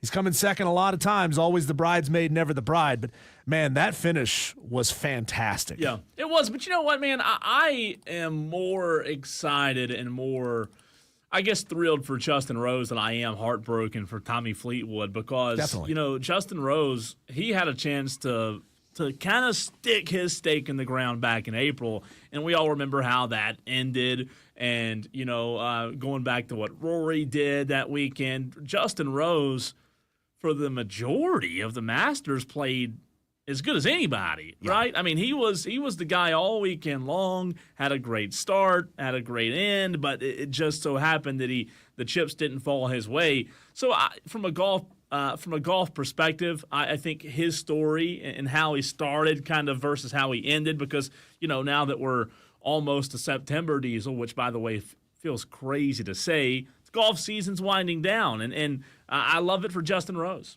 Yeah, he went 64, 66, 67, and 67 in the 4 rounds that he played at the FedEx. 5 birdies on the back 9 Not bad. yesterday. He did have 1 bogey, by the way, so he was -4 overall on the back 9. Just a brilliant sort of come from behind. When you birdie 14, 15, 16, 17, that puts a lot of pressure. And, man, I loved the playoff format. I wish that they would play multiple holes instead of playing the same hole multiple times with multiple pin locations. It's a small gripe. Look, 18's a beautiful hole there at the TPC there in Memphis. So you can't go wrong with any hole that's got big water down the side. You felt like J.J. Spawn was gonna do it again, which he did in the second in the second playoff hole. He hit a long, like 40-footer, and you just thought, oh my God, J.J. Spawn's gonna go do it again. And you thought, man, these two are gonna be locked in multiple 5, 6, 7 playoff holes before we finally got it done. But man, he missed a very makeable putt to lose, come in second ultimately in that tournament. Just a lot of drama at the end of that round, and it was fantastic to watch. What's also fantastic is when you Tolos overreact. What does that mean? Well, we have a segment for you on Mondays at 5 o'clock where you overreact to what happened in the sports weekend. Now that we're starting to get a little better in terms of what we actually have going on, right? There was some sports over the weekend, NFL preseason and some golf. Clemson's news today, South Carolina getting a few more on some preseason list. A lot to overreact to. Your overreactions next.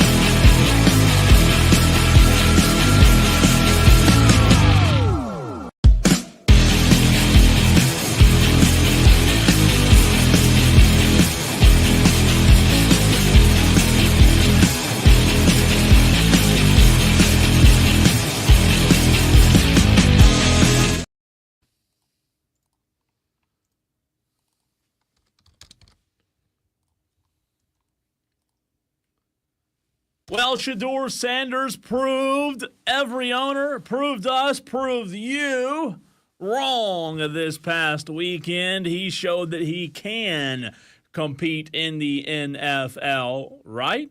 That's my overreaction on this Overreaction Monday. I have two more to get to. Diesel has a few to get to as well. One concerning another team in the NFL. One concerning South Carolina and the AP poll. If you missed it, if you just got off work, welcome in to Wire to Wire. He's Diesel, I'm Cole Bryson. That is what we are doing in this very segment. We're reacting to what we saw in the sports world over the weekend. And Diesel, Shedeur Sanders, one game, one sample size. That's all we have. We talked about this back at 3:20 or so, and T. Swizzle brought up some good points, kind of contradicting or trying to contradict what you and I said, a little bit of rebuttal. Shedeur Sanders, yes or no, put the league on notice Friday night? He absolutely did. Look, a lot of rookies look bad in their preseason debuts. Most rookies don't get that amount of time in their preseason debuts. He looked good for what it's worth, playing against 2s and 3s, playing in front of 2s and 3s for a large portion of that outing. He looked as good as he could possibly look. There were multiple times when he had to scramble, and he showed his elusiveness, which is something a lot of GMs and coaches want to see in the NFL. He showed the ability to hit big plays. He had that one touchdown that was going from middle of the end zone, left, sort of a back corner throw that was on the money. I mean, perfectly placed where only his receiver could go get the ball. Touchdown. He had 2 touchdowns, 135, 7 yards, whatever it was, off the top of my head, and they got the big win. They did get the win, and his box score on Friday night, Shedeur Sanders, 14 of 23, 138, 2 touchdowns. He did get sacked twice, but he had a QB rating of 106.8 on Friday. So that's my first overreaction, is that Shedeur Sanders put the league on notice and said, hey, for all of you who thought that I couldn't do it, I can do it. I guess, Diesel, our overreaction should have been Xavier Legette should be in MMA instead of the NFL, right? After his first quarter, how about first drive ejection on Friday? I love seeing the fire, man. Look, he's safe on this roster. So getting thrown out of a preseason game means literally nothing. No biggie. For XL. So he's going to be just fine. I love to see the fight. I mean, what was he going to play? Maybe 2 more plays, and then we're going to pull him anyway? So, what difference does it make? Probably wasn't going to be much. My overreaction, my first one here for you on this Overreaction Monday, and 844-326-3663. Call in now. Get yourself on the line. Get in behind JD, Danby, and Tom. My overreaction is that UFC, who just signed a massive 7-year, $7.7 billion deal with Paramount to stream all numbered UFC fights, is a great idea. I just don't think it's going to work, right? Pay-per-view numbers have been plummeting since the days of Ronda Rousey and the big stars that they had back in the day. ESPN Plus has been a disaster for UFC. They throw the ads at you literally every time you open the app. They're annoying as hell, but they don't publish any numbers for as far as how many people are actually buying the ESPN fights. It's a good thing if you already have Paramount Plus, because it's going to be free to you if you're already a subscriber. Otherwise, I don't know that a lot of people are going to rush to buy Paramount Plus subscriptions just because they now have UFC. That's interesting. It's kind of like with WWE being on, Peacock, I guess, in a way. Not exactly, but similar in a way in terms of watching their big, like what used to be pay-per-viewed events, right? We're seeing it over and over, more and more now, rather, in terms of these big leagues going to these different streaming platforms. Yeah, I think UFC has settled into a place where the fact that it's combat sports, the fact that it's more intense than boxing, more intense than football, more intense than hockey, it's sort of become normalized, and either you are a UFC fan or you're not a UFC fan. So now now they are subject to stars. They need Conor McGregor. They need Ronda Rousey. They need John Jones. And some of the best fighters in the business, they show up for like 5 minutes, they win a fight, and then they disappear for a while, and you never hear from them. I mean, the last moment that I can think of in MMA that really kind of strikes me and resonates with me was it Medvedev, the guy that just like just did like the flying knee to the guy's chin and knocked him out in the first like 10 seconds of the fight. And that's like the last moment that I can think of. And even that was probably like 5 years ago. You know, the MMA moment that resonates with me is was it Anderson Silva's leg paper clipping? No, if I told you, it'd be more of this. Nothing. No, it never. It's never resonated. I mean, I've tried. I've genuinely tried to watch UFC. I'm just not that into it. I can't get into it. Let's go to the phone lines. Tolos at 844-326-3663. We want to hear what your overreaction is. If you don't know how to overreact, well, Diesel and I just gave you one overreaction each. This is America. We know how to overreact. That's how we do it. It's our chief export. is batting leadoff in Overreaction Monday. What is your overreaction, JD? Hey, gentlemen, thanks for taking my call. I will rattle off the overreaction fairly quickly. First one, you guys were just talking about the Panthers, and all I will say is, oh, no, we suck again. Oh, it's preseason, We're probably going to suck.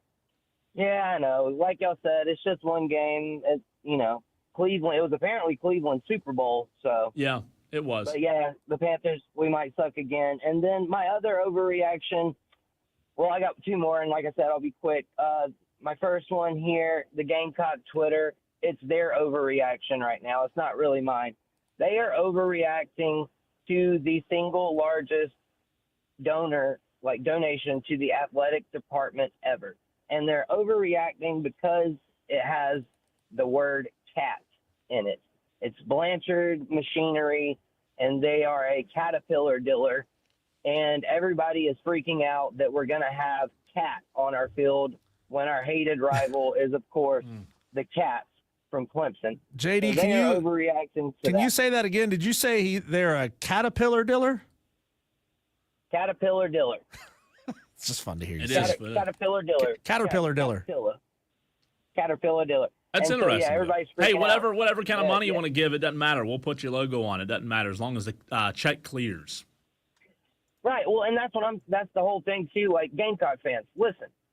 Y'all have been begging for somebody to pump money into the NIL and stuff. So you don't get to complain about it now that it's going to have a cat on the field. Like, it could have been worse. We could have maybe gotten sponsored by, I don't know, like TigerNet.com or something with the actual tiger in it. So chill out, Gamecocks. Y'all will be okay. And then my last one, Shane Van Gisbergen. Cole, you and I, you came to my side on this one a while back when I mentioned him being in the playoffs. Do you realize that Shane Van Gisbergen is probably going to make it to the second round of the playoffs just based on all of his regular season road course wins? Yeah, he's got, what, he's 4? Gonna have he's got 4, and he's got so many playoff points accrued that if he just finishes respectably in the first 3 races. But here's the problem with that, though. Of those first 3, how many of them are road courses? Exactly, none. So then he's not going to – I can tell you right now, it won't be good for him. No offense to him, but if the first 3 aren't road courses, there's only 2 regular season races left. The rubber will meet the road, per se, to use a racing reference there. I agree. And, yeah, it's just ridiculous, though, that he can build up such a substantial point advantage to where, like I said, if he just finishes respectable in those first 3 races, he should make the second round fairly easily. Y'all be blessed, not stressed. Have a great day. Thanks, JD. Let's keep it going on the phone lines. Dan B. is up next. Dan, what is your overreaction on this Overreaction Monday? All right, we'll go a little backward from what JD will start with the NASCAR. Yeah, Dan Gisbergen's got 22 playoff points, Larson having 23, and Hamlin having 24. The next guy down, I think, is 17-ish, which is William Byron. So anyway, playoff point-wise, he's sitting in a nice spot to make the second round, more than likely. Mathematically, he may already have. I don't remember how it all works. But anyway, 4 wins for a guy that all he knows is road courses is impressive. And giving him the greatest of all time road course driver ever, people are already talking about that. seems premature. But is it impressive though, DB? Well, I mean, it is impressive, but I guess he's not the only one to have won 4 in a row. I guess Elliott did it, but it might have been in 2 seasons, and then Jeff Gordon, I think, did 6. So it's hard to just give him that trophy already, but to me, it's like letting a bunch of rugby players come in against NFL players, and randomly we play rugby on one Sunday instead of NFL, and then we're congratulating the rugby players that they won the game, and they weren't playing football. Well, yesterday they weren't racing on a NASCAR track. To me, that's just my personal opinion. Well, I mean, that track has been a NASCAR track forever. I know, but road coursing's not racing. Road coursing's not racing. Well, we could debate that another time. Don't get me wrong, I'm not a huge fan of them. I don't care that I missed it because I was flying or whatever. But yes, I get what you're saying. No, my biggest overreaction is obviously the 10 SEC teams in the top 25 is just a ridiculous stat. Like not all 10 are going to make it. You said that early on, and put in say South Carolina at 13 seems a little high. I don't even know if I have that graphic up, but you go, I got an Ole Miss or whatever, is it 21 or whatever? It just seems way lean, SEC leaning, which I get. Everybody that's a fan of a team that's not SEC hates it and always brings all that up. But to the SEC's 1 point, in 20 years, they've won 13 national champions in the last 20. So there is that little stat, but that still doesn't help, putting more than half of an entire conference in the top 25 when mathematically I don't even think they could all end up in the top 25 because they all play each other and they're going to knock each other down. So why start them all in the top 25? It just seems kind of interesting. Yeah. Thanks for the call, Dan. Thanks, Dan. Okay. 844-326-3663. We continue the conversation, except this time we go to Summerville, South Carolina. Tom in Summerville is, I'm sure, ready to overreact about something, even though that seems far-fetched for Tom. Yeah, this preseason poll crap is ridiculous, okay? It is all a bunch of nonsense and a load of crap because, let's be honest, who knows anything? We know Texas is going to be good. We know Ohio State's going to be pretty good. We know South Carolina is going to be pretty good. But let's be honest. As a South Carolina fan, I don't want to be in the top 15 in August. I don't. Because we do not know anything. We don't know crap. And, we got teams like Clemson at number 4. What have they done to be in the top 5? I mean, it is absolutely ridiculous. Penn State's number 2. That's crazy what to me. Have they done to be in the top 5? Yeah. It is utterly ridiculous. You got teams like Texas Tech. Okay, cool. You've spent a bunch of money. What have you done to prove yourself in August that you're a top 25 team? Michigan was awful last year. Okay, Tom, in lieu of a preseason top 25 game, how would you want to rank teams so that when fans are watching the first week of games on TV, they know, relatively speaking, how good these teams are? Like, how would you want to describe how good they are? It is simple. I don't know if this 100% answers your question, Diesel, but this is how you fix this crap, okay? You wait until everybody has played a conference game or a Power 5 opponent, because obviously Notre Dame ain't going to ever join a conference, but you at least wait till everybody plays a conference game, and you say, well, how does that work? Here's how it works. The TV networks want the high-profile games early in the year. We all know that. That's why there's preseason rankings. Yep. So if you want high-profile games on your network, the incentive is there for itself. You want to be ranked early in the year, go play somebody. And then that way, 2 or 3 weeks into the year, we'll have more conference games in September or better non-conference games in September.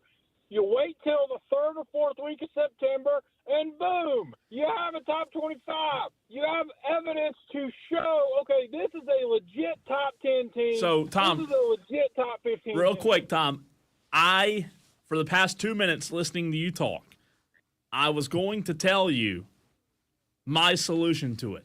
However, before I could tell you my solution, MD75 on the YouTube stream literally stole the words right out of my mouth, and I could not agree more.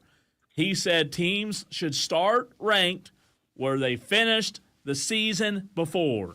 I was going to literally say those exact words. I'm with him. Start where you finished. No matter what? No matter what. No matter what. You lose your entire team to the portal and you stay where you are. Newsflash. Okay. From the time you end your season last year to now, you haven't done a single thing to move up or down in the rankings. Well, you can. But you haven't done anything to deserve it. What have you Portal guys. But how do you know they're going to pan out, though? You have not done a single thing to earn. I am 110% with MD75. They should start the season where they finished it. Clemson moved up 10 spots. Why? What did Clemson do in the offseason to move up 10 spots in the top 25? 10! Well, like Florida, why are they in the top 15? What has Florida done to be in the top 15? And I'm sick and tired of this SEC crap. I can't stand the SEC rivals we play every year. I don't want to see them be good. Take that bull crap narrative. When I look at this top 10 or top 25, it just ticks me off because there's 10 teams in the SEC in the top 25, and come January, probably 6 of those 10 teams aren't going to be anywhere near the top 25. I mean, Georgia, I'll give it to you. Alabama, I'll give it to you. LSU, we'll see. South Carolina, as much as it pains me to say it, we'll see. What has Oklahoma done to be in the top 20? It makes zero That's a good sense. Hey, that's a good one. I like that with Oklahoma. Yeah, it just doesn't make sense. It's all for TV ratings, and it just ticks me off. Thanks, Tom. Thanks, Tom. Look, you got to rank these teams based on the limited, and I do mean limited, severely limited information that you have. You can't do it based on information from last year when all of these teams and their rosters have changed tremendously. Yeah, but my whole point is when you talk about last year's ratings, what do you do during the season to move up? You win games. Right. You have done jack bleep in the offseason. I don't care that hey, Florida State signed a great portal class. Guess what happened to them the next year? They won 2 games. Right. I don't care. That is you start MD75 hit it on the head. You finish there. That's where you finish. You see, here's the truth, Cole. No poll really matters until the college football playoff poll. Right. That is the one and only. That's the only one. That is the one and only official poll for college football. And it doesn't start until later on in the season when we have actual information on these teams. Wonder why. Because and I know a lot of people have their problems with the CFP voters, and that's fine. I get it. Your gripes are probably legitimate. Let's not go there. They don't start their rankings until they have a body of work to actually rank on. The AP, the coaches poll, the CBS poll, the ESPN poll, everybody that comes up with their poll is literally just doing it to get you to click on their website. Most of the time, they're doing it to make you mad, right? Because they know that if I'm a whatever fan and I'm Ole Miss fan and I'm mad about the fact that we're ranked 21st in the AP poll, I'm going to go all over the internet and gripe and scream, and I'm going to give them the interaction that they want. Yeah. See, the AP poll is essentially meaningless, even though I do believe it does influence the judges later on and the voters later on down in the season. It is effectively meaningless. So we are all getting mad about something that is effectively meaningless. And I do think it has influence. I 100% do. I think the College Football Playoff Committee members do look at those numbers and say, for example, I'll give you this example. Jack Veltri, a good friend of the show, tweeted this out, and I retweeted it earlier today, Diesel. South Carolina faces number 8, number 9, number 18, number 19, and number 21, all in the SEC slate this season. Gamecocks also face number 4, Clemson, at the end of the season. So you say it has no influence, or it's meaningless.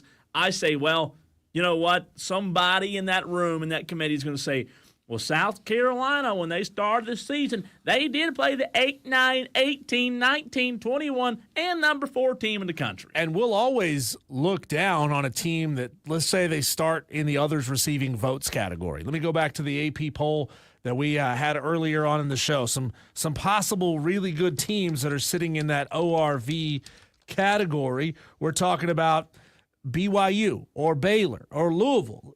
What if Louisville goes on a run this year? What if Georgia Tech goes on a run this year? People will look down on them because they started out of the top 25 over the course of the season. They're not being talked about as a top 10 team. They may miraculously have a top 10 talent level team, but they won't be viewed as a top 10 level team because they didn't start as a top 10 level team. And the same thing will happen for a team that, let's just say LSU gets screwed or has a rough couple of weeks to start the season. Let's say Clemson beats them by 2 touchdowns on their home field and they don't look great the following week. They could potentially fall out of the top 25, but guess what? The fact that they started at number 9 will help them shoot right back up in the rankings later on in the season if they do right the ship. For the record, last year in the first preseason AP poll, Alabama was ranked number 5 in the AP poll.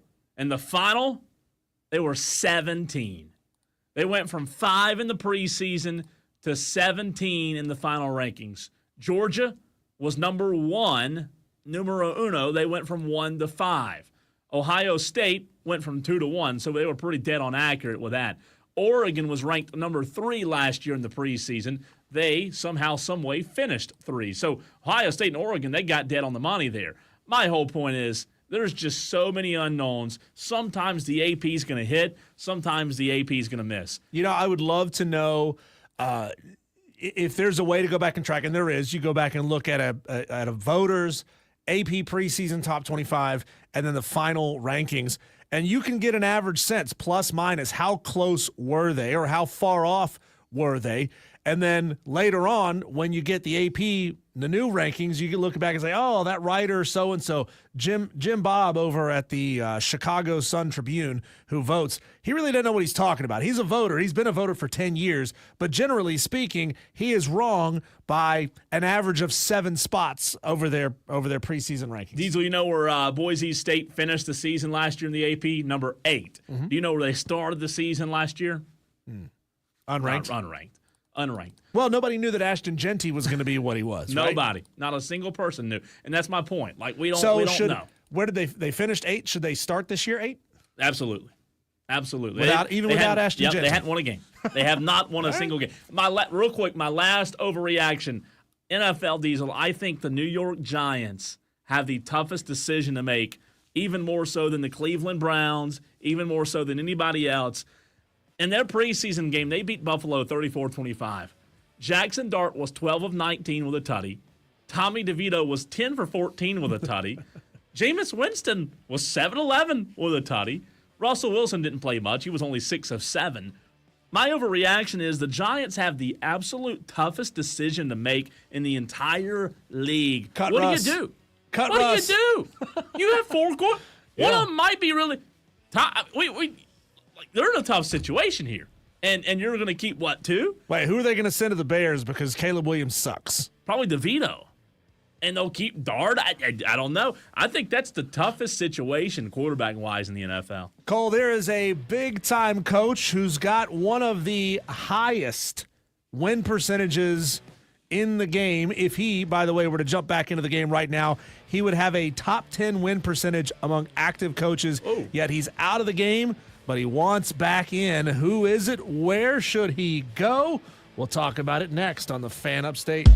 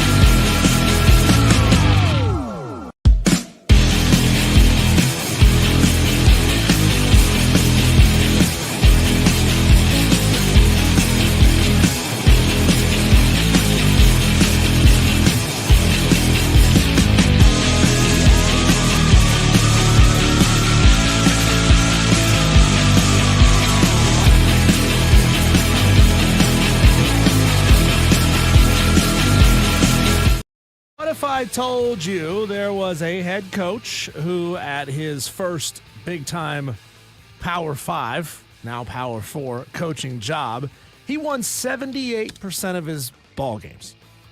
What if I told you that coach, when you include the totality of all big-time jobs he's ever had, he's won 72% of his games, which puts him on par with guys like Brian Kelly? Wouldn't you want that guy back into the sport? Like, you'd think that guy knows a thing or two about coaching football.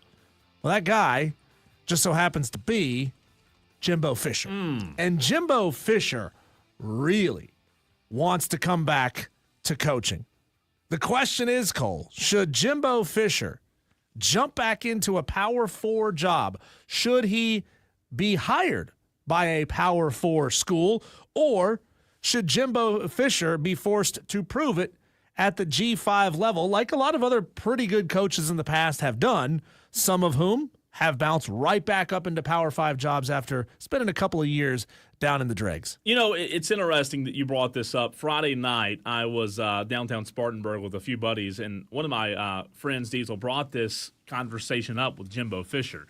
And we were talking about Clemson and a few other programs and you know, how Jimbo Fisher could make a return and where he should make a return and who should hire him. And I believe most people out there do view Jimbo Fisher as one of the best coaches in college football and still would have that same view if he joined. However, Jimbo Fisher did decline a little bit. Jimbo Fisher at Texas A&M, now they were dealing with all kind of crazy, wacky stuff, you know, in College Station. But what do people remember you for? People remember you for what you've done lately, and that's in life, that's in coaching. You know, it takes time to kind of rebuild your reputation, good or bad, and I think Jimbo would have to rebuild it pretty quickly. Not saying he couldn't do it, but I think the situation would have to be picture perfect to where he could, in 2 to 3 years, be right back in the college football playoff. So you're looking for an opportunity where Jimbo Fisher could thread the needle of being somewhere that has, before he even gets there, a little bit of panache, right? Like there's some branding there. You take a pretty good brand, maybe it's a little down on their luck, and you add Jimbo Fisher to it. All of a sudden, you take a B level or a B minus level program and you instantly upgrade them. It's probably also a good thing for him to not be in the SEC because he didn't do well in the SEC. Well, as you said, at Texas A&M, went 45-25, which is good for a 643 record. He was a lot better at Florida State with 783 over the course of his time there. 3 ACC championships, 4 AP top 10 finishes, and a BCS title. So on the SEC thing, I agree with you. I think he should probably look at what Dabo's done and say, Dabo Swinney's won 2 national championships. Dabo Swinney's he's been to the mountaintop a few times, right? Won it twice. You can get to the mountaintop outside of the conference. Just thinking about programs, I'm with you. If you were to make a comeback, I'd say outside of the SEC would benefit him. ACC, maybe. I mean, I don't think it'd be bad, but you do look at, you take some wild looks at maybe a BYU or a program. I don't know about that. Diesel, think about it. A program that has a slate to where they can win every game and play 1 or 2 out-of-conference teams that are enough, just as Clemson's done. You play just enough teams to build your credibility to get you in the college football playoff. I'm not saying that's exactly where I'd go. A BYU or a SMU, Diesel, to where they're in a conference to where you don't have that gauntlet? Are you kidding me? Just give him a destination where he can win 8 to 10 games every year in conference, and if he'll win 1 or 2 out of conference against a ranked opponent, he's in the playoffs. See, I agree that a Big 12 school might fit. I think it would. But it needs to be an eastern half of the United States BYU team, or Big 12 team. Let's be real. If you're out west, you get forgotten about. Unless you're at USC, Oregon, Washington, places like that, you get forgotten about if you're on the West Coast. Let's say Jimbo Fisher were to take the Texas Tech job. He's out there in the middle of nowhere. Nobody's paying attention. He takes the Baylor job. Nobody's paying attention out there. He takes the Arizona job. Nobody's paying. It's a stepping stone kind of job. But if Jimbo Fisher gets a job on the eastern half of the United States, I think there's a couple of good options in the ACC, one or two good options in the Big 12. I think that's like the perfect threading of the needle. He's from West Virginia, and Dana Holgorsen, we'll see what happens. I know he just got back to West Virginia, but if the West Virginia job ever came back open, he could go back to his home state and try to run roughshod over the Big 12. I think that's a great fit. I just think Jimbo a Cincinnati type of job. I think he could win wherever geographically. I think he could go to Washington and win. Yeah, he could win, but he'd be forgotten about out there. If you're winning, you're not forgotten about. You win 12 games, you're in the college football. If you win 10 games, you're in the college football playoffs. You go to Washington. I mean, Kalen DeBoer did it. How hard would it be for Jimbo Fisher to go to Washington and get in the college football? I bet you he's in the college football playoff in 2 years in Washington. You got to find somewhere else though that's also a cultural fit, because Jimbo's not a polished, media savvy type of guy that can schmooze up some really rich donors. He's just not, right? He's not gonna work in some Big 12 places where they're gonna look at him and say, "Who's this country bumpkin? Who's this hayseed from West Virginia? We don't want this guy. He's not our type of guy." Texter says this comes from the 887. NC State would be a good landing spot if they made a move after this year. I don't hate it. That's a good one that didn't immediately come to mind. Would Jimbo go to NC State? I think Jimbo would be fantastic at NC State. But would he go there? I think he would. He's coached in the ACC. Like we were saying, NC State has a little bit of branding. Not quite as strong as like a Virginia Tech branding if Brett Pry didn't work out at Virginia Tech and they moved on from him. If they have a terrible season, Virginia Tech could fire Brent Pry, especially if they knew they could get Jimbo Fisher in return. Yeah. Right? If they had some pre-agreement with him. They have more branding than does an NC State. But NC State's not a bad choice. People have been looking at NC State as that type of program that can be the program that takes the next step. It's going to be interesting. I mean, I would like to see, I'll tell you this, I would like to see Jimbo Fisher back in college football. I don't know exactly what happened for that experiment to go south as it did in College Station, but it went south, and I think they kind of set the program back a little bit too. And not to say Mike Elko can't, bring it back to life, but Texas A&M just has such ridiculous sky-high expectations. I mean, Kevin Sumlin was good there. They ran him out. Fisher was good there. They ran him out. You look at some of the other opportunities that may be coming open next year. Billy Napier in Florida. You really think could you imagine Jimbo Fisher taking the head coaching job at Florida? I don't think that's crazy. I don't think Florida would ever hire I don't Jimbo. think so either. But there's a very real chance that Arkansas is looking for a head coach, or Auburn is looking for a head coach, or Oklahoma is looking for a head coach. See, that's where I think he'd go being forgotten about. I think he'd be forgotten about at Arkansas. I just those middle of the pack SEC teams that aren't going to dig themselves out.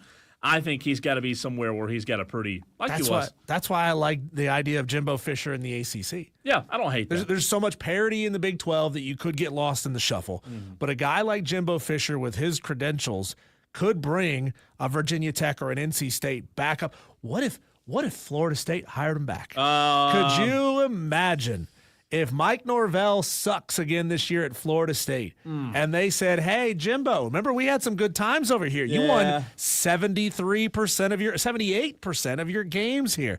Would you want to come on back?" It rarely works, by the way. Let's go to the phone lines, 844-326-3663. Dale wants to chime in. What's up, Dale? I want to give you a wild card team. Okay. What if Lincoln Riley doesn't work out at USC? Mm-hmm. I mean, so far he's not been up to par. No. Do you think those white-collar snobs would – Southern Cal? Dale, do you think those white-collar snobs would take to Jimbo Fisher in L.A.? I think they would. I think they would. If they want, I agree with Dale. If they want to win, they take them. I do. Look, would it be the ideal fit that we all saw coming? No. But I do. Right now, wouldn't you take Jimbo over Lincoln Riley? I mean, to Dale's point, Lincoln Riley's been at USC. It's interesting. Pete Carroll ain't walking through that door again. No. It's true. No. What about your, were you delighted, frustrated, Dale, as a fellow Cowboys fan, preseason game 1? Did you watch, or do you not care? I wanted to. Unfortunately, I was tied up in work endeavors. Okay. I plan on trying to catch at least the other two just to get a gauge, because my draft is on the 29th, and there's a possibility that CD could fall to me, and I just want to see how it looks. You know what? It's interesting. Yeah, don't go back and watch the highlights. You didn't miss anything. Thanks, Dale. Yep. Thanks, Dale. So there is some precedent here, Cole, for taking another route. And I want to get your thoughts on Jimbo Fisher taking this kind of route. And you may say he's a little bit older here. He may not want to do this. But what if he does the G5 for 2 or 3 seasons and then goes back to the Power 5? Hugh Freeze did it. Yeah. Butch Jones is doing it.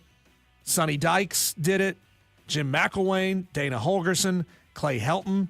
These are all big-time head coaches who got out of coaching, came back at a G5 school, rehabbed their image a little bit, and then he could have the pick of the jobs that he wants if he has a couple of good seasons at a G5 school. I think the situation would have to be really, really good. Not saying I hate it. I just think the situation would have to be almost perfect. Jimbo's 59. He's still a young enough guy that he possibly has 2 more jobs ahead of him. It's interesting. It is. It's an interesting thought. I don't hate it, but like I say, it better be somewhere that's set up to win, right? Because you talk about getting forgotten. That'd be a good way to do it. Diesel, a non-sports related question in the very next segment for you and the Tolos. This was a conversation a buddy and I were having yesterday. Would you do it, but for what price? I'll explain next.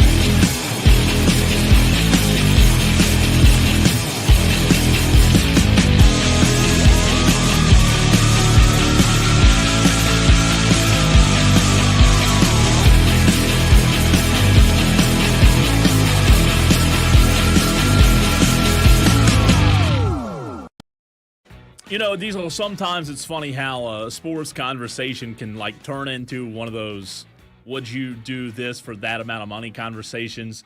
I wanted to ask you this question, as well as the Tolos out there. Buddy and I were having this conversation yesterday, and it spawned from Miles Tate, former Dorman Cavalier, Butler Bulldog, App State Mountaineer. I think I got them all.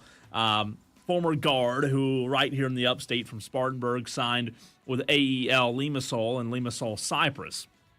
It's a small island just west of Israel. And a buddy and I were having this conversation yesterday, Diesel, about how much money these basketball players get paid overseas, right? There was a guy from the upstate who played a little bit in Japan recently, and we were talking about, like, what would you get paid as a pro basketball player in Japan? Obviously, you think about things like cost of living, but I said in the conversation, look, money's money, and you Tolos may disagree, but I said yesterday, take a country like Japan, for example. I have zero desire in the world to move to Japan. And we were talking about, like, basketball salaries, and I think the number was like $350K. And my buddy was like, well, you'd move to Japan for $350K. And I was like, actually, no, I wouldn't. I wouldn't move to Japan tomorrow for $350,000 a year. Is that just absurd? Think about a country like, not the worst, not like a Haiti, but a country that you have no desire to move to. And then throw out $350,000. Would you move to the country that you have no desire to move to for $350K a year? Like tomorrow, would you move to Japan for $350K? Honestly, I would, because I think Japan's a fascinating country okay. With a lot of history, and I would have an absolute ball being there. Japanese Diesel. Yeah, I think it'd be fun. So another country that. Pick one that you don't have a desire. Okay, Turkey. No, I've been to Turkey. No, I would not move to Turkey for $350,000 a year. That's what I'm saying. I would not move to a Central European / bordering on Middle Eastern country. Let's take for Turkey. $350K. You're right. Does border the Middle East? Assuming I could have a reasonable expectation that I would be safe living in that country. Okay, Turkey, $600K a year. You moving? Ooh. now we're talking. Let's make it a cool mill. So it has to get be to live for in a $1 million. compound. What are we doing here? I mean, $1 million. I think most people would say, okay, let's go. Of course. For $1 million, we'd go. But $600K. Think about that exchange rate. You could live like a king for $1 million. So think about that, though. For a $600,000 salary, you're having to contemplate whether you'd move to Turkey or not. That just goes to show, like, wow, we may not make like millions and hundreds of thousands and thousands here. I mean, we got it pretty good. I don't think I'd move. I don't think I'd move to Japan for $500. I think it'd take somewhere in the $8s. Could I put you in a reasonably small city, not like Tokyo, because Tokyo is ridiculous, right? It's gigantic, and it would take you a lifetime to figure out living in Tokyo. Yeah. But let's just say a full-time guy. Yeah, you're moving to a city not dissimilar from a Greenville or a Charlotte-sized city in Japan. For how much? $600K. I'm having to think about it, which is wild, right? I mean, like, do I want to wake up every day in Japan? I mean, $600,000 makes it easier to wake up, right? You need to go watch Mr. Baseball. It's about a baseball player that gets traded to a Japanese club, and that's exactly what happens. No way. Yeah, he moves to Japan. He's got to figure out life in Japan. My buddy brought up the movie Borat. You've seen Borat, great right? movie. Yo, that's not really what Japan is like. No. I'm not talking about Japan. I'm talking about like the guy like out of place, right? You know how fish out of water, yeah. Fish out of water. It's interesting. By the way, Miles Tate, the place he's going in Cyprus. If you Google that town, it's gorgeous. Woo! It's gorgeous. I mean, got the freaking money over there. It's a beautiful place. Man. A ton of history. A little bit of a desert island, but the good thing is, nobody ever F's with Cyprus. No, I mean, when have you ever heard, right? Cyprus got in war? Cyprus in the war. I mean, it's a good place to be. It's a good place to be. When we come back, Cole, let's get back into the conversation about the AP Top 25. It is out. we react to it? Did they get it right? Did they get it wrong? Does it really even matter? That conversation coming your way next on the Fan Upstate.